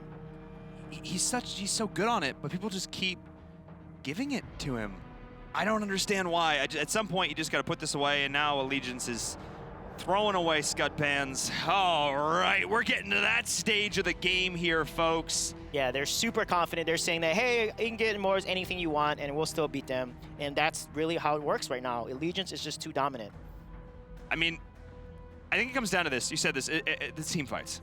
Allegiance has just been together for so long. These guys queue together. These guys play together. They grind rank together. They are constantly playing with each other, constantly on comms, constantly putting in the hours as a squad, and it's showing here. Immortals making some small tweaks, some small changes. They're just getting used to adjusting here. They're just putting in sort of that last additional time here, and I really think it's going to come down to just hours spent in the game. And Immortals, after this is over, they have 3 weeks to grind it out and practice together, and that is going to be huge going into E3. Yeah, it is. They have to build that synergy because ALG is just a step ahead. I mean, actually, few steps ahead. Their team fighting is just better. They know who to focus. They know how to maximize and basically counter-engage. And Teamy being left up, and again, giving Ryoma a 2 KO, you know, these are very comfort picks. Oh, they're actually take Zenio instead. So Immortals definitely needs to take Ryoma here. I feel like Ryoma is a priority pick because if they give Teamy and Zenio, that's 2 stuns. You give them a Ryoma stun as well. That's going to be real. And plus, Ryoma is so strong early game along with Superman. So I feel like Ryoma is a better pickup with this 2 lane here if they want to win the early game. I don't know. Here's the thing. I don't want to give the Malik Zenio combo over either, but now we also have Ryoma and Wonder Woman still on the board, so we could potentially see both. We want to see a jungle Ryoma here as well, or we could just see one. I would like to see KO pick up his Ryoma once again, or Omen coming out now. I think this is also a solid pick. There's so many good side laners in the meta right now. It's got to be a field day for that position. Yeah, it is a field day for that position. And then KZ Fox gonna go with the Lindis here instead. I mean, I think his Lindis is stronger than his Violet. His Violet's positioning has been a little suspect. He's been getting caught out, and I feel like he needs to contribute more in a lot of these fights. And Lindis is a much more aggressive play style, and he's able to maneuver with her. And Alice being picked up is a really good pick there, along with Superman. That's a lot of CC coming from Immortals. I do agree. If they can land one solid stun, they're going to be able to follow up and execute here. But once again, Rocker is going to be sitting pretty on that Morin. This is his tried and true, his bread and butter. This is where he feels at home. And then he jukes me. Yeah, playing Marad. Marad is actually really good into Alice because Marad can just poke. Once he gets his minions, he can infinitely poke, and Alice can't really engage or stun or lock him down. So I really actually like the Marad pick that Allegiance has done. It's not surprise, it's surprise. Surprise! I'm here. Woo! Murad Yeah. decides to come out. And we've talked about Murad, and I know that you, Suijay, have been wanting to see a rise in Murad. However, it seems like teams in North America haven't been able to play him up to par thus far. Yeah, they definitely have not been able to play him, but Rocker has a solid Marad, and I feel like the key now is they need to shut down jungle. They need to clear, to counter Marad, you clear out one side of the jungle, and then you just shove lane. Because Marad, without the jungle, his minions, and any minions for him to proc his passive and unlock his ultimate, he's pretty much useless. So if they do that every single time and just shove the lanes with Lindis, there's no way to respond. Marad is horrible at protecting lane, so Immortals needs to understand that win condition, clear jungle, and then push the lane on the side where the jungle is missing. And they need to do that so consistently, it needs to become like breathing to them. If they give any opportunity for Rocker to go off from Murad, they're just going to get deleted. They are going to get wiped off the face of the earth. The sands of time will slowly wear them away, and it's going to be interesting. We'll see what happens. We're going to have to wait and see if the Murad actually decides to play out, but while I have lost my voice, I want to hear yours. Head over to Twitter, use the hashtag Valor Series as we kind ourselves one win away from Allegiance taking the Week 6 finals at the end of the regular season. Back in my day. Oh, I'm sorry, jump. Anyway, no, this is gonna, I'm so sorry. As we get into potentially our final game of the day here, Immortals needs to rally. They need to find their footing here because right now, Allegiance is looking unstoppable. Yeah, they are. And Dave, they're going to rotate the jungle game. They're going to try to get this and push Marad out. And look at this. Oh, man. I think Rocker's able to take that. And look at the KZ Fox rotate and gain first blood. That is huge for Immortals right now. Bobo going in there from the flank, diving in, smashing, and taking that blue buff away. That was exactly what they needed to do. KO looked to go in here and try to snipe out a blue golem in return, but not nearly fast enough on that rotation. And now the Superman is here from Bobo, gonna get back into flight mode, push him back. Oh, actually missing there. Nice juke there from KO as well. Gonna flicker himself right on out of there. That was exactly what he needed to do because the pick there could have been huge. We have the reinitiation coming in from the side of Allegiance, and Immortals needs to be careful. They cannot overextend here in this early game. Any kills going the way of Allegiance at this stage could be disastrous. Yeah, they took that red buff too, so Rocker right now is pretty behind farm. You know, it's already almost 1k gold lead for Immortals, looking really good to engage them here. And you can see why, you know, Lindis is just much better on KZ Fox here. And look at, Dave needs to be careful because, wow, look at that combo from Rest. Rest on Teamy, not a hero he actually enjoys playing all that much. I think it's kind of, you know, a hero that you sort of just, once you play a bunch of it, you're just sort of like, okay, all right, mass AoE stuns, this is fun.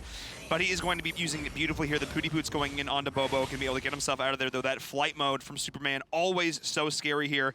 And Bobo, one of the best side laners in North America on a hero like Superman, that's scary. Yeah, and look at this. AOG, again, able to get objectives like the Spirit Sentinel. This is something you cannot do and give to AOG if you're ahead here. They got to be careful here because they're going to rotate down. And Rocker has his level 4 ultimate, but look at the damage coming from Dave. Wow. That is absolutely huge. The Abyssal Dragon is going to go the way of Rocker, but Bobo was here on the flank. Look at the kills going the way of Immortals. That is going to be 3 clean kills going in. Nicely done. Teamy was actually getting chunked down before the fight even started. And of course, he didn't have level 4 at that stage, so that was absolutely huge. Bobo is going to force back KO, some split push going on, but it is going to be a fairly even trade between kills and Dragon. Yeah, even though AOG got the Dragon, they got massive number of kills. And look at the lead now. It's well over 1k. That was huge. I wished Immortals turned that those kills into a tower, because that's what they need to do. And look at the damage coming from Dave onto Rest there. Wow, he is going to be caught out and instantly deleted there.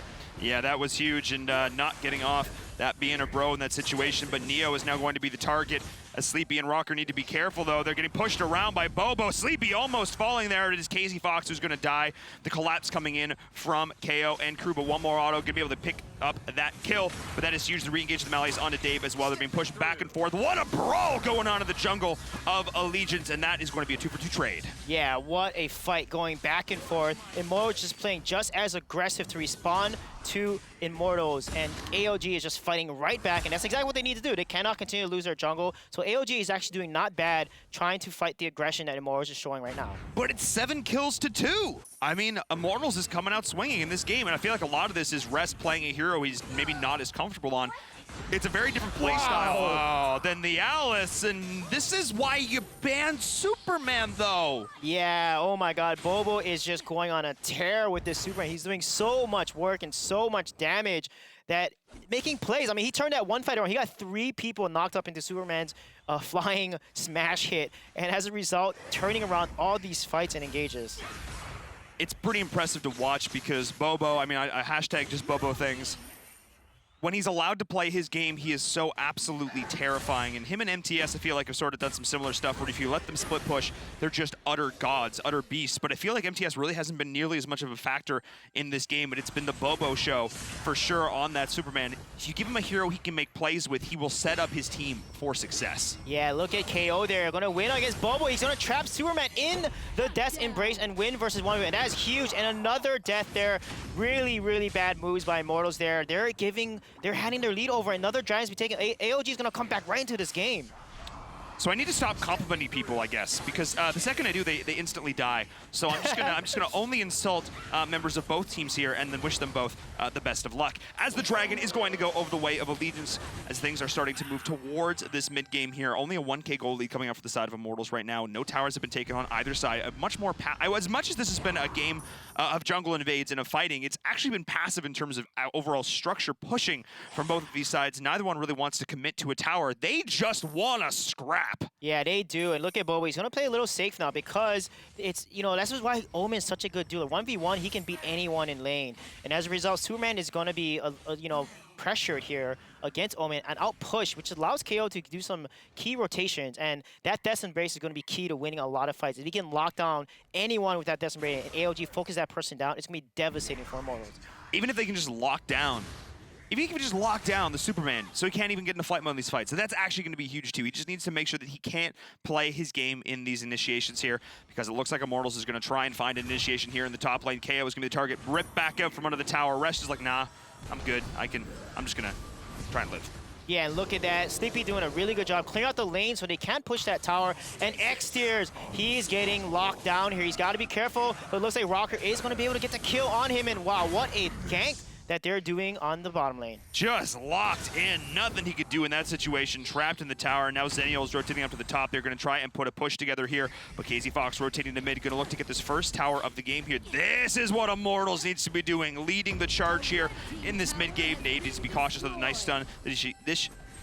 The re-initiation there from Neo, trying to keep his team alive. There we go as we get towards this late game here. Still a lead for Immortals. Towers are falling. They're looking very comfortable. Superman's actually going to switch sides here. He doesn't want to lane against this Omen. That's absolutely huge. Yeah, he doesn't want to lane against the Omen. And the key is here, Immortals needs to convert these. They're getting some kills, but need to convert more towers. And look, Omen has taken a free tower on top, and now the game is even. This is not what Immortals want. They were ahead, winning early game. But again, AOG just scaling so well into the late game and being able to get a lot of picks that turn around the fight for AOG. And if they keep this up, they're going to take this game for Immortals. But ALG needs to be a little bit more careful because their win condition when it comes to Rocker is a very different position than Morin. Morin can just walk in and hurt people, and that's just what he does. But however, you look at the Murad, and it requires a little bit more going on for him to be able to set that up. His damage is a lot more conditional here. So let's see if Rocker can find those crucial conditions here as Rest is going to look to go in, potentially with the Pooty Poots here. The Abyss Dragon being kited back, reset here by Immortals. Their Spidey senses are tingling as the Legion is going to look to rotate in here. Sleepy, he's been pretty quiet so far this game. This Predator needs to come online. Yeah, look, Easy Fun. He got so low by Rocker there. This is why Murad is so strong. You can't really contest a Dragon because he's going to keep stacking a Dragon, ulting it. And as a result, Bobo's going to get caught out, and Immortals is just not responding. They are just backing off and losing these trades too hard. And look at the plays that he's making. Rocker's going to have his ultimate up anytime soon here and be able to come back in the fight. Look, he's stacking right on that minion in the back. That is absolutely huge, but now with KO stepping too far forward, the rest of the team got the memo to get out, but KO's like, guys, we're going in! But the reinitiation from Immortals was there, beautifully done. That's exactly what they needed to do. Overstaying was Allegiance. An uncharacteristic misstep right there, miscommunication coming out from them, all set up from a beautiful initiation from Rest and KO to start that off, getting the pick onto the Superman. Bobo getting chunked down there, the Death's Embrace. Once they followed up on that, that's exactly what they need to do. They get the Dragon as well. So now Allegiance is actually ahead here. Despite a rough early game, they have recovered beautifully here in the mid. Yeah, they're getting nice picks. They're just counter trading really well. They're just better trading. They're better at trading than Immortals is. And as a result, they're winning a lot of these key fights. And this is exactly what Immortals need. They need to abuse their lane. They have an ADC. Push the lane right now. There's no jungle for Murad to contest. They need to shove these lanes and force these towers. Because we look at this ADC and you're calling out KZ Fox and saying, I need you to do more here. We really do need to see more here. This Lindis has been so quiet so far in this game. A little bit of split pushing has been going on, trying to get some towers as the fights have been progressing, but he needs to be doing so much more. He is the damage of Immortals, but Bobo is now finding the damage of Allegiance here in the mid game. He was feeling really confident with some great early game picks, but ALG is getting just tanky enough to survive the initial barrage. This is allowing them to turn and get these picks here. We're looking at the mid, the vision coming from KZ Fox, the reinitiation. ALG Rest trying to go in, trying to find, there's the stun. Neo is going to be the target. The Alice is getting absolutely wrecked. And X-Tier is not finding that crucial shock, but as a team, the side of Legion's grouping up, and a lot of splash damage coming from Mortals as well as X-Tier trying to counter on this. The Zenio ult is coming in, but too little too late as Rest is going to fall. The Being Bro not there in time, but as X-Tier is going to try and survive through this, but Dave's now the target. As they're turning onto this, Tulin is going to fall as well. No, barely surviving. Nicely done. Yeah, that was a crazy fight back and forth. Rocker got in the back. Lindis, KZ is trying to secure these kills. They're getting so low, and Rest still has his ultimate, so they knew they couldn't win these fights. Teamy did not even use his Being a Bro ultimate to revive his heroes. So this is a really tough spot. Bobo getting caught out like that and trying to go into the team, that was not a smart play. Because he got killed, he gave the advantage over to Allegiance. Immortals has got to be careful. They got to stop getting picked off like this one by one. They just need to fight as a team. They need to clear jungle and push Murad. ALG, they need to do exactly what they're doing. Continue to punish Immortals' mistakes. The over-aggression, the rotations that they're doing are working so well, catching out Bobo and X-Tiers really, really well. And because of these kills that they're getting, they're pushing their advantage even more. Yeah, this is really huge. Moving into this, you know, Lindis, she's going to scale really well, but ALG as well, having that Murad, they're going to look to scale too. I mean, if Immortals keeps grouping up, if Neo kept stepping far forward, he's just going to get chunked again and again here. He's feeling really confident on this Alice, but he needs to make sure that the team is with him. We talk about the ability to team fight. We talk about Allegiance, the time they spent together, and there is Neo in the wrong bush, wrong place, wrong time, and Rest is here. The Abyssal Dragon is going to go down, and somehow Neo survives, so totally worth in this situation. Space created, and X-Tier's, you know, doing his thing. Yeah, X-Tiers needs to land these Mallet ultimates. He's missing and whiffing a lot of it, and those are game changers. Those are game-changing ults, and it's not up right now, so they need to be very careful. And look at it, they're going to rush the Dark Slayer. This is actually a little risky, but it could come out for a huge play for Allegiance here. I actually really don't like this play from Allegiance. If there's a chance for Immortals to really put ahead in this game, it is right here. The stun going in. Rocker is getting so low. He's the key damage. The Zenio ult is coming in, but Immortals is collapsing. Here we go. ZB's going to drop. This is exactly what they need to do. Dave is there. He's trapped. It doesn't matter. The rest is getting very low. X-Tier's going to try and chase this out. MTS is in the back. He's trying to run away, trying to survive for your life, but KZ Fox gets the kills while retaining the top. That is the full route. Allegiance in full retreat. Immortals with a beautiful collapse. The Dark Slayer. That was everything they needed. That was Immortals pulling ahead in this game. A beautiful rotation. A terrible call from Allegiance and getting punished for it dearly. Yeah, that was so risky. They put Immortals right back in the lead, and they're going to lose all their towers here because Lindis is going to be able to push this and potentially end the game here. Yeah, this is too much. Rocker cannot do anything. Rocker is so weak as Murad. He'll not be. And look at that stun. Very well done by Immortals, and they're able to take game 2 from Allegiance. Wow, what a comeback. We predicted game number 3, and Immortals was listening. They are going to make it happen. They take game 2 and bring us on to game 3 in our grand finals.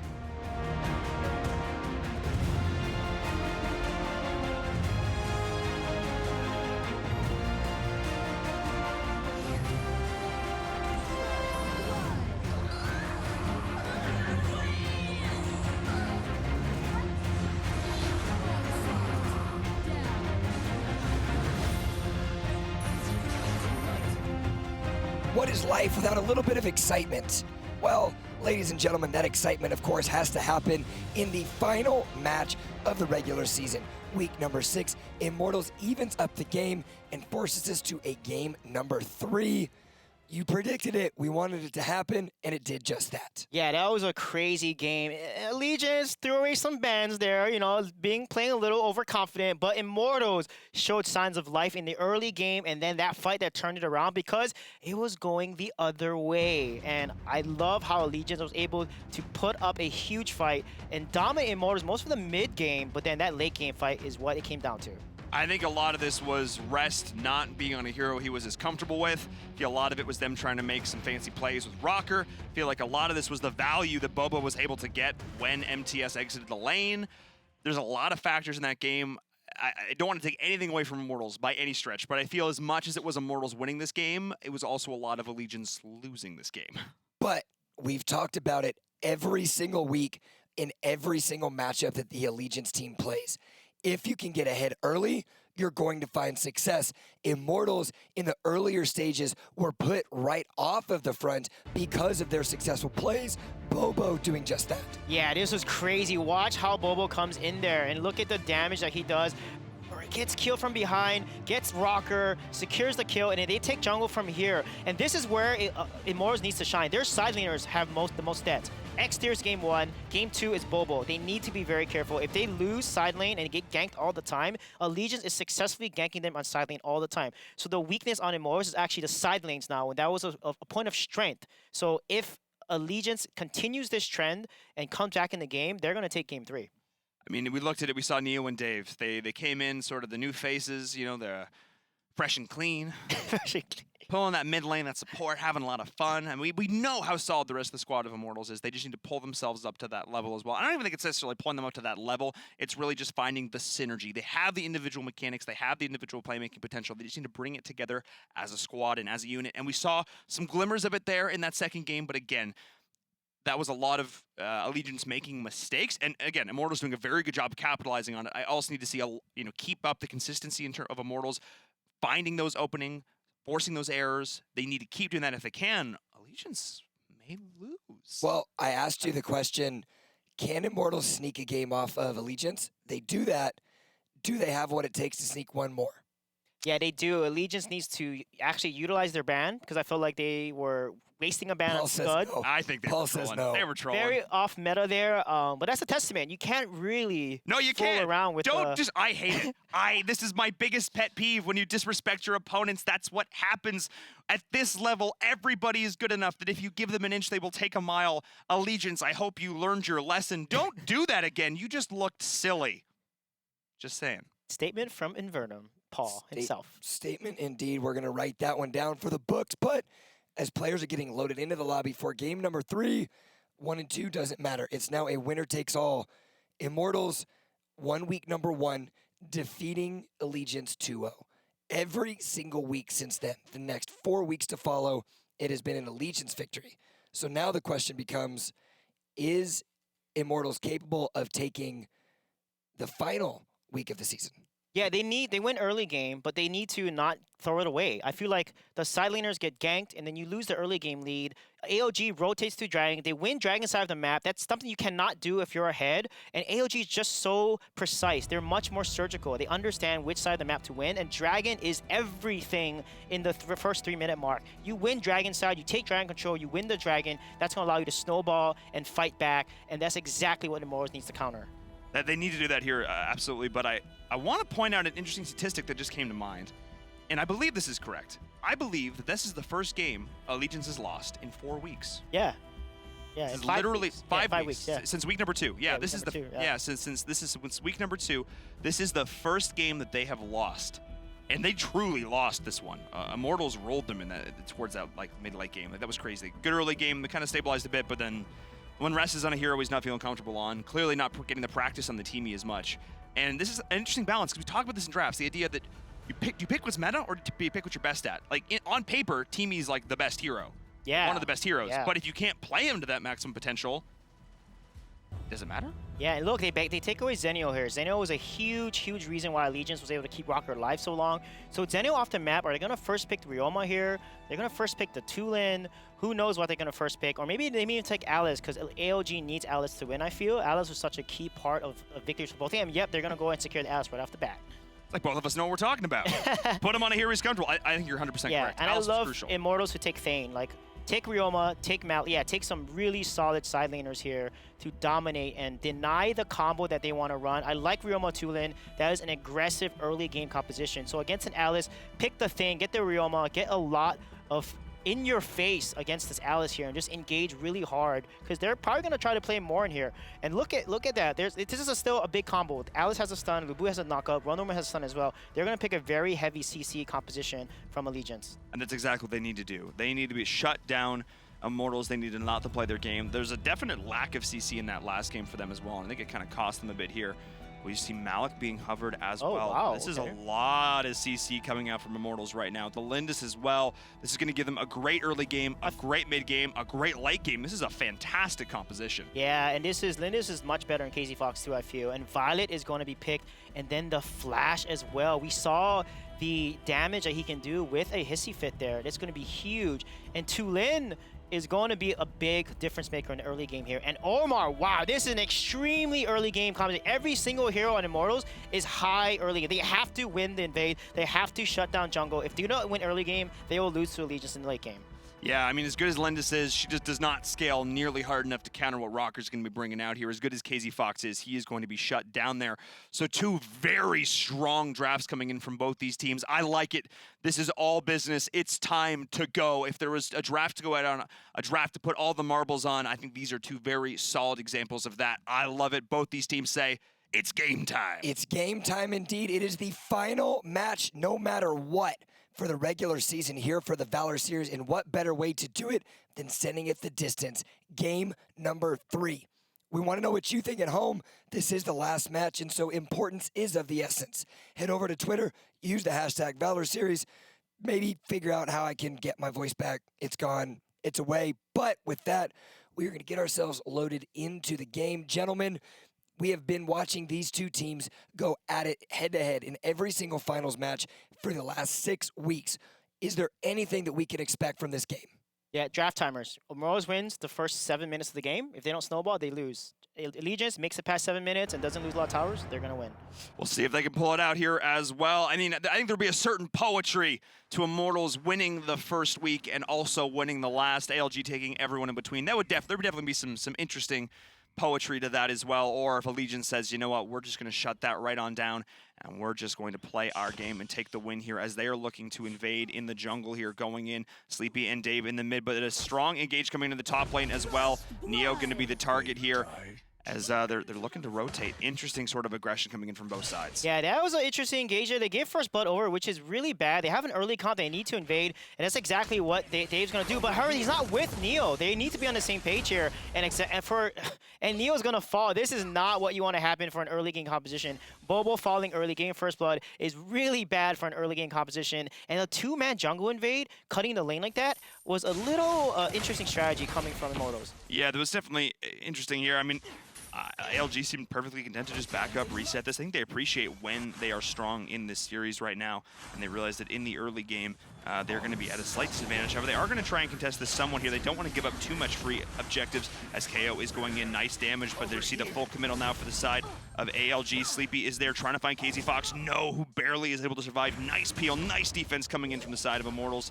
But KO potentially going to look, it's going in there, finds Neo, almost finding KZ Fox. That could have been huge. That's huge right there. And look at Dave. He's going to get caught in mid lane, and that is really unfortunate. Bobo is not going to be able to do anything. Look at the stuns. Rest on this. Alice is a monster. Oh my goodness, that combo. This, again, is not looking good. An early game composition losing to a late game is really, really bad. Immortals has to win the next team fights, or else this is going to be an easy win for ALG. Can you beat ALG when they have rest on Alice? I mean, that's the big question right now. You said it so beautifully. There's a reason this is first picked. When he gets this hero, he is just so scary.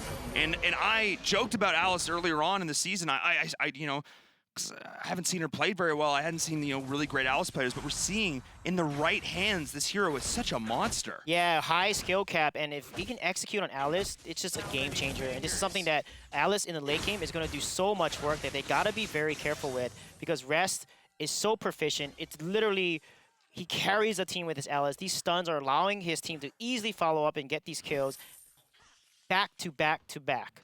Back to back to back indeed, and level 4 is just around the corner. There it is. So that's going to be another tool in the arsenal that ALG is bringing in here, but neither side really going to look to overcommit here, over-aggress.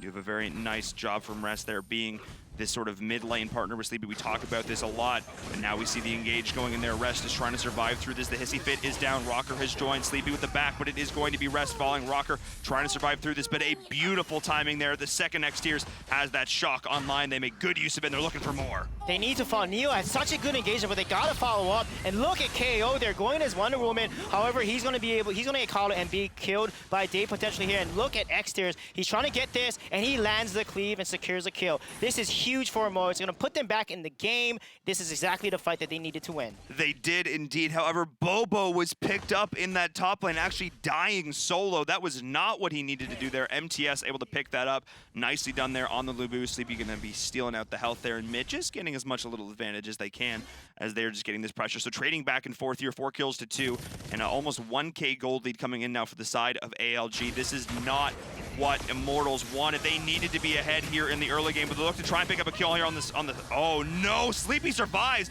the flash, showing why he's the fastest man alive. Yeah, that was a crazy engage there. Cyclone getting out just in time and saving. And right now the side lane, like you said, Bobo needs to win side lane, because that's something that Immortals is really strong on in week 1. Their side laners were so strong, and I feel like Bobo and X-Tiers, they need to step up their game here. They gotta land these key ultimates. They gotta rotate and help and not get caught out, and make sure they win their side lane so they can rotate and collapse onto AOG. It's interesting because, X-Tiers, we've been really quiet on him so far in this series, and it's interesting seeing the heroes that he's feeling really comfortable on. But we'll put a pin in that for a moment as Sleepy goes in, does so much damage to the backline of Immortals. Neo needs to now fully retreat, but MTS has joined the fray. The Red Stallion has arrived. The Conqueror is going to be instantly conquered as the turn is here. Slight miscommunication, but X-Tiers goes in. The stun is there. Sleepy going to try and disengage the backline. We do have the speed. He's going to disengage. We do have Rocker, though, trying to survive, trying to sustain. He's going to get locked down, though, by X-Tiers chasing him. He's able to get over the wall, trying to reset this, but Rest and Sleepy maybe going to look to go in. A back and forth scuffle breaking out here, but the kill does go the way of Immortals. Yeah, and as a result of them being distracted, KO gets the Dragon side again. Immortals is losing Dragon side of the map.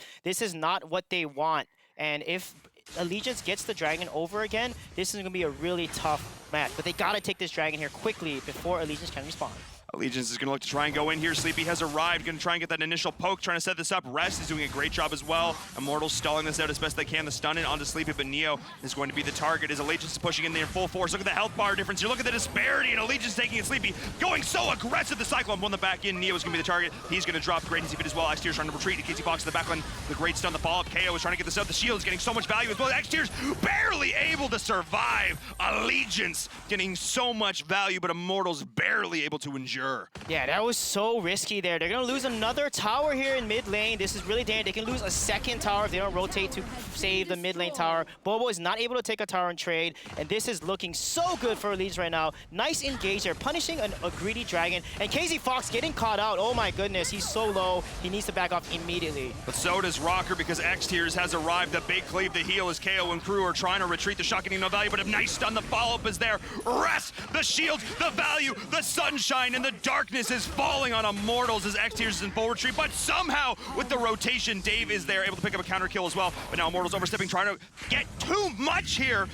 They need to take the small wins when they get them because they're overextending so much, but finally able to get decent value as maybe Sleepy will fall as well. Yeah, and look at Sleepy. He's going to be able to get out, and look at the damage he's doing. He's able to jump out just in time, and MTS needs to be the focus here. Oh my God, KZ Fox needs to get out right away. He needs to run. He will have the tread softly, able to get himself out, dodging through these bushes. He needs to be so careful because Sleepy is also pretty speedy there on the flash, looking to try and chase this down. Can he get the kill he's looking for? And a couple more autos.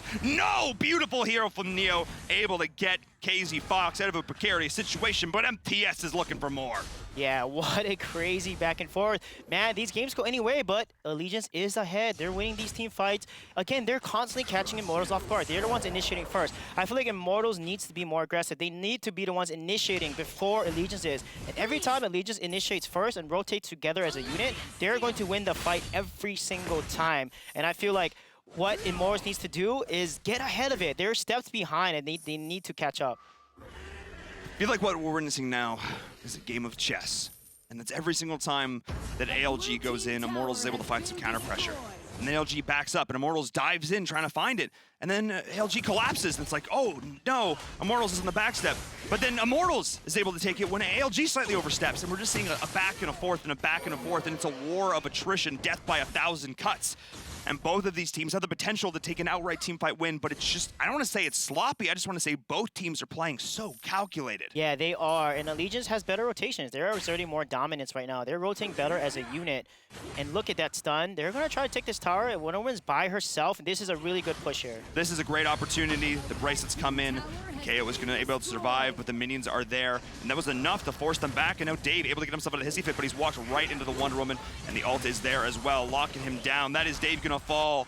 He's looked so strong all day, but he's just looking a little bit flustered here in this game number 3. This is not what they need. They need him to be a leader. They need him to be calm, cool, and collected, because right now, ALG is looking on fire. The heal is there. The bait is real, and they are ripping Immortals apart. Oh no, X-Tears misses his ultimate. That's really bad for Malik. They need to get out. They need to stop the bleed at this point. They're giving out too many deaths, but Bobo gets it killed, and Rocker's good, but X-Tears is able to survive. Again, these misplays here, they got to land their abilities. Like, you cannot win a fight against a top-tier team if you cannot land your abilities, and I feel like it's really causing Immortals to lose in a lot of team fights because synergy is not there. They're not comboing their abilities. Allegiance, again, playing so well into Immortals. I feel like a lot of this is his X-Tiers just not being that dominant side laner that we're used to seeing from him. We sang his praises so many weeks, but he's just not really being a factor. The shocks just not landing. I think a lot of this is rest with the speed boost from the friendship, able to get them out of position and just the overall positioning of Allegiance as a whole. But still, that is a huge AoE. You cannot be missing that here in these fights. Suijay, you are absolutely correct. Yeah, However, that is the game changer. Yeah. The ultimates, Malik is so dangerous and first pick often in EU and in first phase of the draft because that shock ultimate has such a wide radius. If he lands that, they need to combo the CC, slow someone, land that CC in somebody and get them and kill them because it does a lot of damage as well. On top of that, Malik is so tanky. When he lands a cleave on multiple heroes, he's gonna do so much. Like Bobo getting caught out again. This is not what they want. They gotta be super careful here. Yeah, they need to be careful. As Sleepy's also getting some nice pressure. KZ Fox with the vision, dodging in and out of these bushes. The early heal being popped there for Neo, so that's a great cooldown. Forced out by the side of ALG as well as they're pushing in. The towers are starting to fall as well. Sleepy is coming online with that flash. He's able to do so much damage here. Put him on an aggressive hero and with the team able to back him up with Alice being on his side. He is so terrifying. The Darkslayer is going to be the target here for the side of Allegiance, but Immortals is collapsing. This is where they got the value in the last game. Once again, a risky potential call coming in here from ALG. They need to be careful. KO's the target, but Neo instantly annihilated ALG. This time able to rally. The crits coming in, coming online. The Darkslayer lies forgotten, but Immortals lies in pieces as ALG are diving with impunity. KZ Fox as well, getting solo, potentially gonna fall, and it is rest, putting them to rest up in this top lane. Allegiance looking so strong. Wow, what a crazy. Neo goes in there, and then they instantly focus. KO is able to survive. They're trying to focus the Wonder Woman, and I feel like their target needs to be Rocker. They need to instantly delete Rocker and then deal with the Wonder Woman. Look at her build. She's super tanky. She has a lot of defensive items. They should not be focusing all their abilities onto Wonder Woman. That's what they want you to do. If you don't get the Violet or you don't kill the Flash, it's GG. Look, Flash has no defense. Violet barely has no defense as well. Wonder Woman is tanky. She has a lot of armor. She has Gilded Greaves, a lot of magic, a lot of health. That's not the person you want to be focusing in these fights. But I feel like a lot of this is just sort of the position that they're putting themselves in. I mean, KO is being that frontliner for the team. Now we're seeing X-Tiers cut out the Red Stallion, the knock of the follow-up, the damage, the bracelets, and that is just perfectly chained CC. There's literally not a moment, there is not a frame, there is not an instant in time when he could have gotten himself out of that. X-Tiers just getting absolutely bopped. as we see the beautiful chain CC coming in from Allegiance, but he just should not have been there. We should know better at this stage in the game. In 18 kills to 7, we are seeing Allegiance fully coming online. Yeah, this is so dangerous. They have Dark Slayer, and you cannot die with the Dark Slayer buff. If you give a kill over, Allegiance is going to completely abuse it. And with Violet in the late game, it's GG. There's no way they're going to come out of this alive. Look at the tower just getting absolutely chunked. The stuns are there as well, as they are pushing in onto the core. Rocker is hitting like a freight train right now, and with that, game number 3, once again, your champions, Allegiance, take it here, week number 6 of the Valor Series for North America.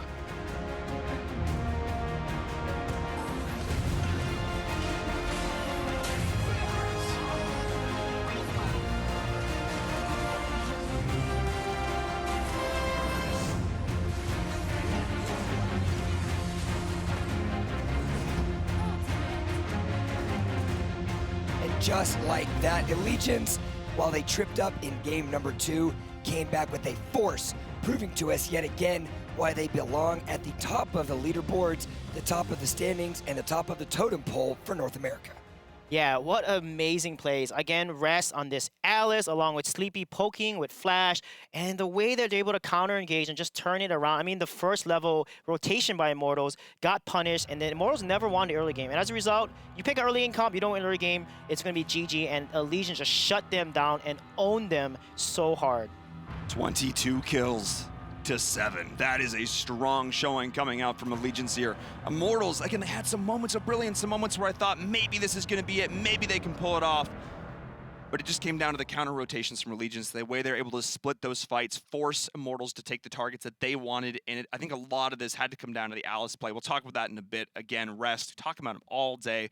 But overall, from Allegiance, looks super strong. Immortals, the kernels are there. They just need to go in the oven a little bit longer and come out a beautiful bowl of popcorn. And it's one thing to talk about resilience, being able to get hit, being able to get knocked down. But Allegiance not only have resilience, but they have the striking back power. We're going to show our one and only replay of this specific match, and it was just that, Allegiance showing resilience and coming out ahead. Yeah, look at this. When they jump on KO there, everyone is just focusing on the two heroes. And you can see Dave is not in that fight with the team. Their synergy is completely off, and I feel like they needed to just focus and get onto Rocker or Sleepy. They're trying to get the Slayer, and it's not working out, and Allegiance played it so smartly there, counter-initiating, counter-engaging so hard, and just completely turning it around, a lead into a much, much bigger lead.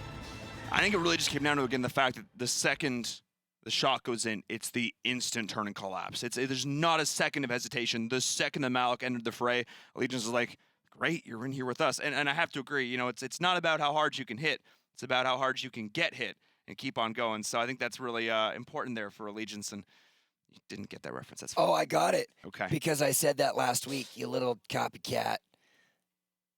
In my defense, I wasn't here. I don't believe you. But I digress. We are going to award our MVP to none other than one of the Allegiance players that has carried each and every week and doesn't have to be in the spotlight, but you're in the spotlight today. It goes to rest. Yeah, Alice the skill shots is just phenomenal. They have to ban this hero against rest. He is just too good on Alice. I mean, amazing Sunshine initiations. He turned around key fights too when they're behind. And if you look at it, the team that had Alice won. Game 1, Allegiance had Alice. Game 3 they had Alice. Game 2, Immortals had Alice. And that shows you Alice at a high skill tier can be a game changer every single time. I think a lot of this too, obviously being our MVP when he was on. However, there were some moments he didn't look so clean there. That game 2 teaming not looking as solid. So I need to make sure that, Allegiance wants to continue going well. They need to make sure they keep expanding those hero pools, keep playing comfortable and other stuff. They need to not crutch on any one pick. That's super important at this level, because once the target banning starts coming out, which at this level we know will be a thing, if you can just, like, the key to being Allegiance is just ban Alice. Like, that's really easy. I mean, that's one of 6. Gentlemen, thus concludes our week number 6 bracket.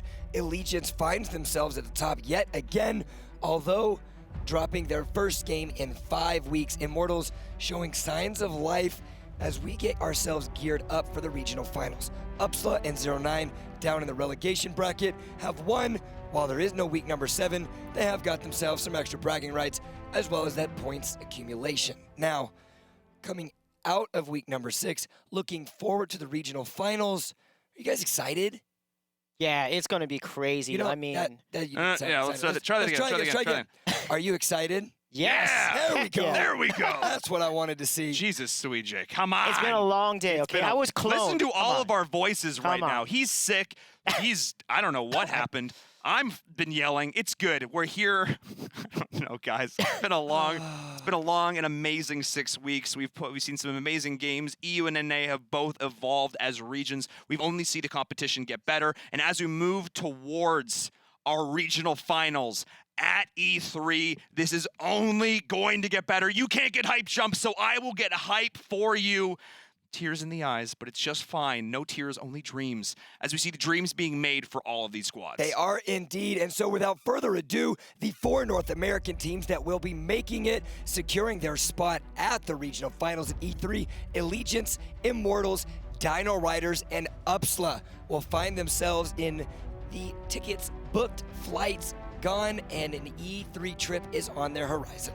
Yeah, amazing showing from all the top 4 teams from both regions. It's been an exciting and very climatic week 6, and I can't wait to see these teams live. Some teams get the live buff, and it's going to be exciting to see who will be able to claim the first Valor Series champion at a live stage at E3. Ooh, I'm so very excited. We're going to see who crumbles under the pressure and who gets that buff, as you say. Sitting in front of a live audience with screaming fans puts you in a whole different frame of mind. We'll see who can come out on top. So, of course, be sure to go check that out. If you're not, everything on the website, all that other good stuff, Valor Series. It's going to be a couple places. It's going to be a couple places. It will be indeed. But, gentlemen, it has been a long 6 weeks. And so this is your time. You have the floor. Anything left that you would like to say to anyone watching at home as we conclude the regular season for both Europe and now North America? Go ahead, Paul. Well, thank you, Jeff. I will do that. If you still want to get involved, do so. Keep playing keep playing AOV. This is just the beginning. There's a lot of great stuff coming down the line. AWC is only getting rocking and rolling. $550,000. Be sure to tune in. Be sure to follow the channel. Be sure to follow where you're watching right now. Hit us up on Twitter as well. All of that other good stuff. But of course, keep playing the game. Keep getting better. If you're an aspiring pro player, all you got to do is just keep grinding those games. And keep, just getting your friends together, find a squad. You can still do this. Again, the final 4 teams have been selected, but it's not over yet. Yeah, and I want to thank, honestly, the players and all the fans out there have supported each of their teams. You guys have shown up and really cheered on your favorite players, your favorite teams. And, of course, the players. Guys, they've worked so hard. They trained so hard to give you guys the best showing of competitive play. And every single week has gotten better and better, and it could not end better at week 6 here. So we're super excited. Join us at E3 in June to see these teams compete live and be able to claim the first ever Valor Series championship for each region. I don't know how I can follow that. Seriously, I don't know. Now I know why you wanted to go first, or why he wanted you to go first. Yeah, I can't compete with that at all. I'm wiping tears out my eyes out of that one. But as Sweet J and Paul have mentioned, we are coming to an epic close. Week 6 has been fantastic. The entirety of the Valor Series, from myself, the production crew, the players, the fans, you at home, maybe not you, but definitely. Wait, did it? Oh, this is not good. This is. I didn't mean for this to happen, guys. All right, so we're gonna figure this out. Until next time. E3 is right around the corner. We will be deciding the winners of Europe and North America. The one spot for each of these teams will find themselves in a spot to make it to the AWC. But in the meantime, we will see you guys in a little bit. And stick around because episode 1 of the Caster School airs right now.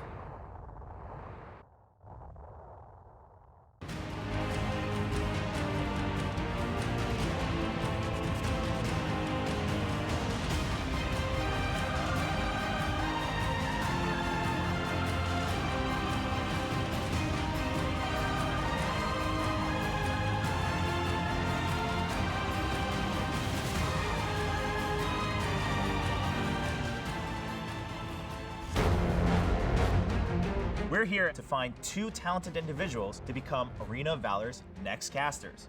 This is Arena of Valor Caster School. 8 contestants compete for 2 spots to cast the Valor Series live at E3.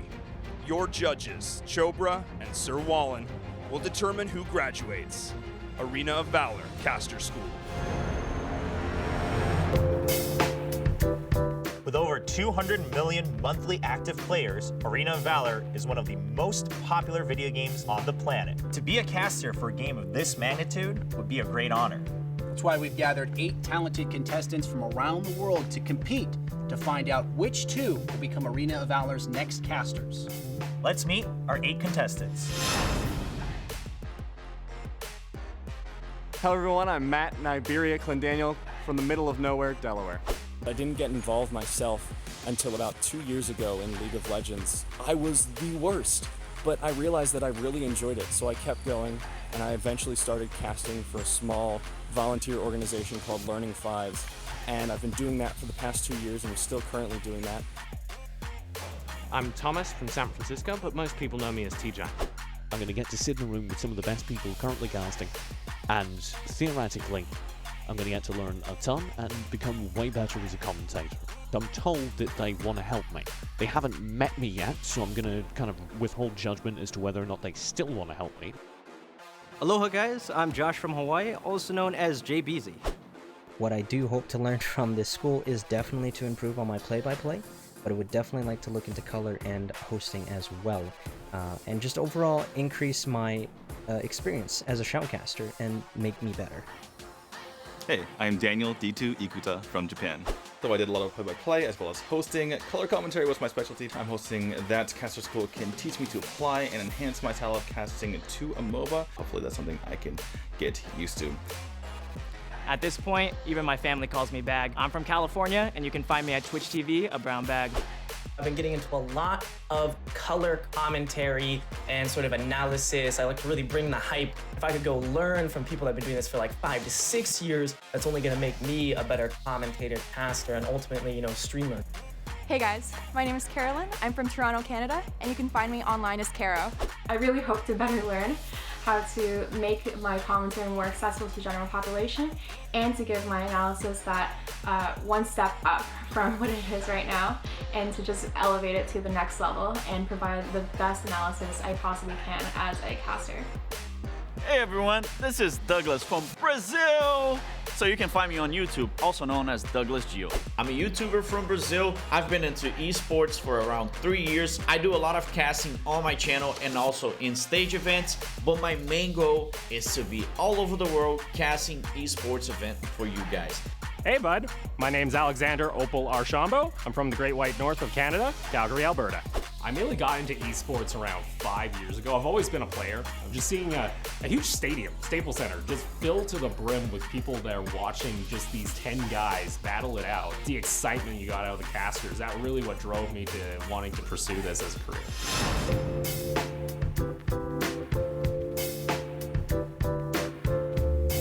We sent our contestants to caster school to work with possibly the greatest talent in the world.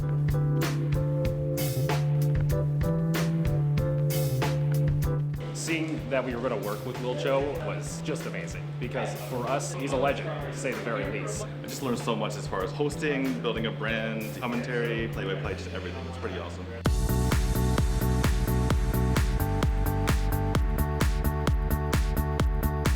Just like that, the game was turned in, around, and on its head. V for victory. What's up, guys? I'm Joe. Welcome to the world of Arena of Valor. Whoa! What's up? This is our set. Yeah, come on out. Right so we'll have, so someone's in here. It's just incredible that we're being given a chance to be in that chair and be at that desk doing what they're doing, like week after week. It's so cool.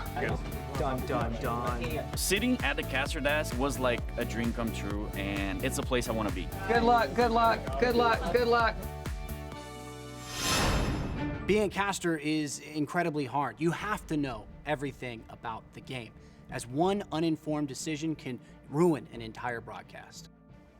8 of you are here today, but only 2 will become official AOV casters. I designed this challenge to test really how much these contestants know about Arena of Valor, and also how quick they are on their feet. This is going to be the Arena of Valor quiz challenge.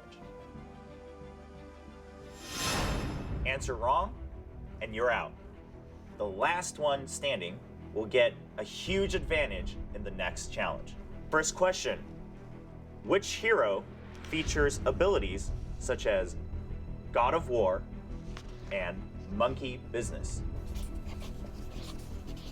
All right, show us your answers. And the correct answer is indeed Wukong. You guys all got it correct, good job. Our next question, which hero has the abilities known as Fire in the Hole and Concussive Rounds? 3 seconds.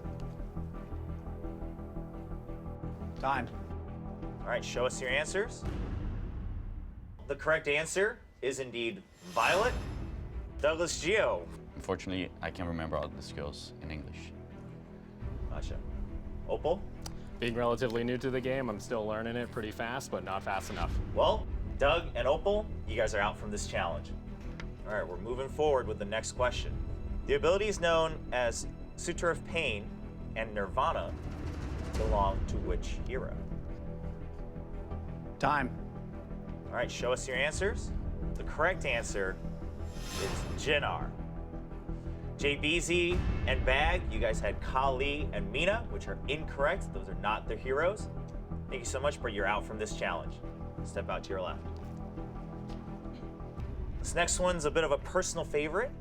If you are being damaged by Pooty Poots or seeing someone being a bro, which hero did you encounter? That's a softball question. Flip over.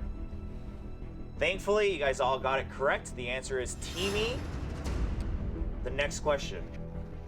What is the name of Zill's ultimate ability? Ability 3. And show us your answers. Only one of you got it right. We all know the answer is...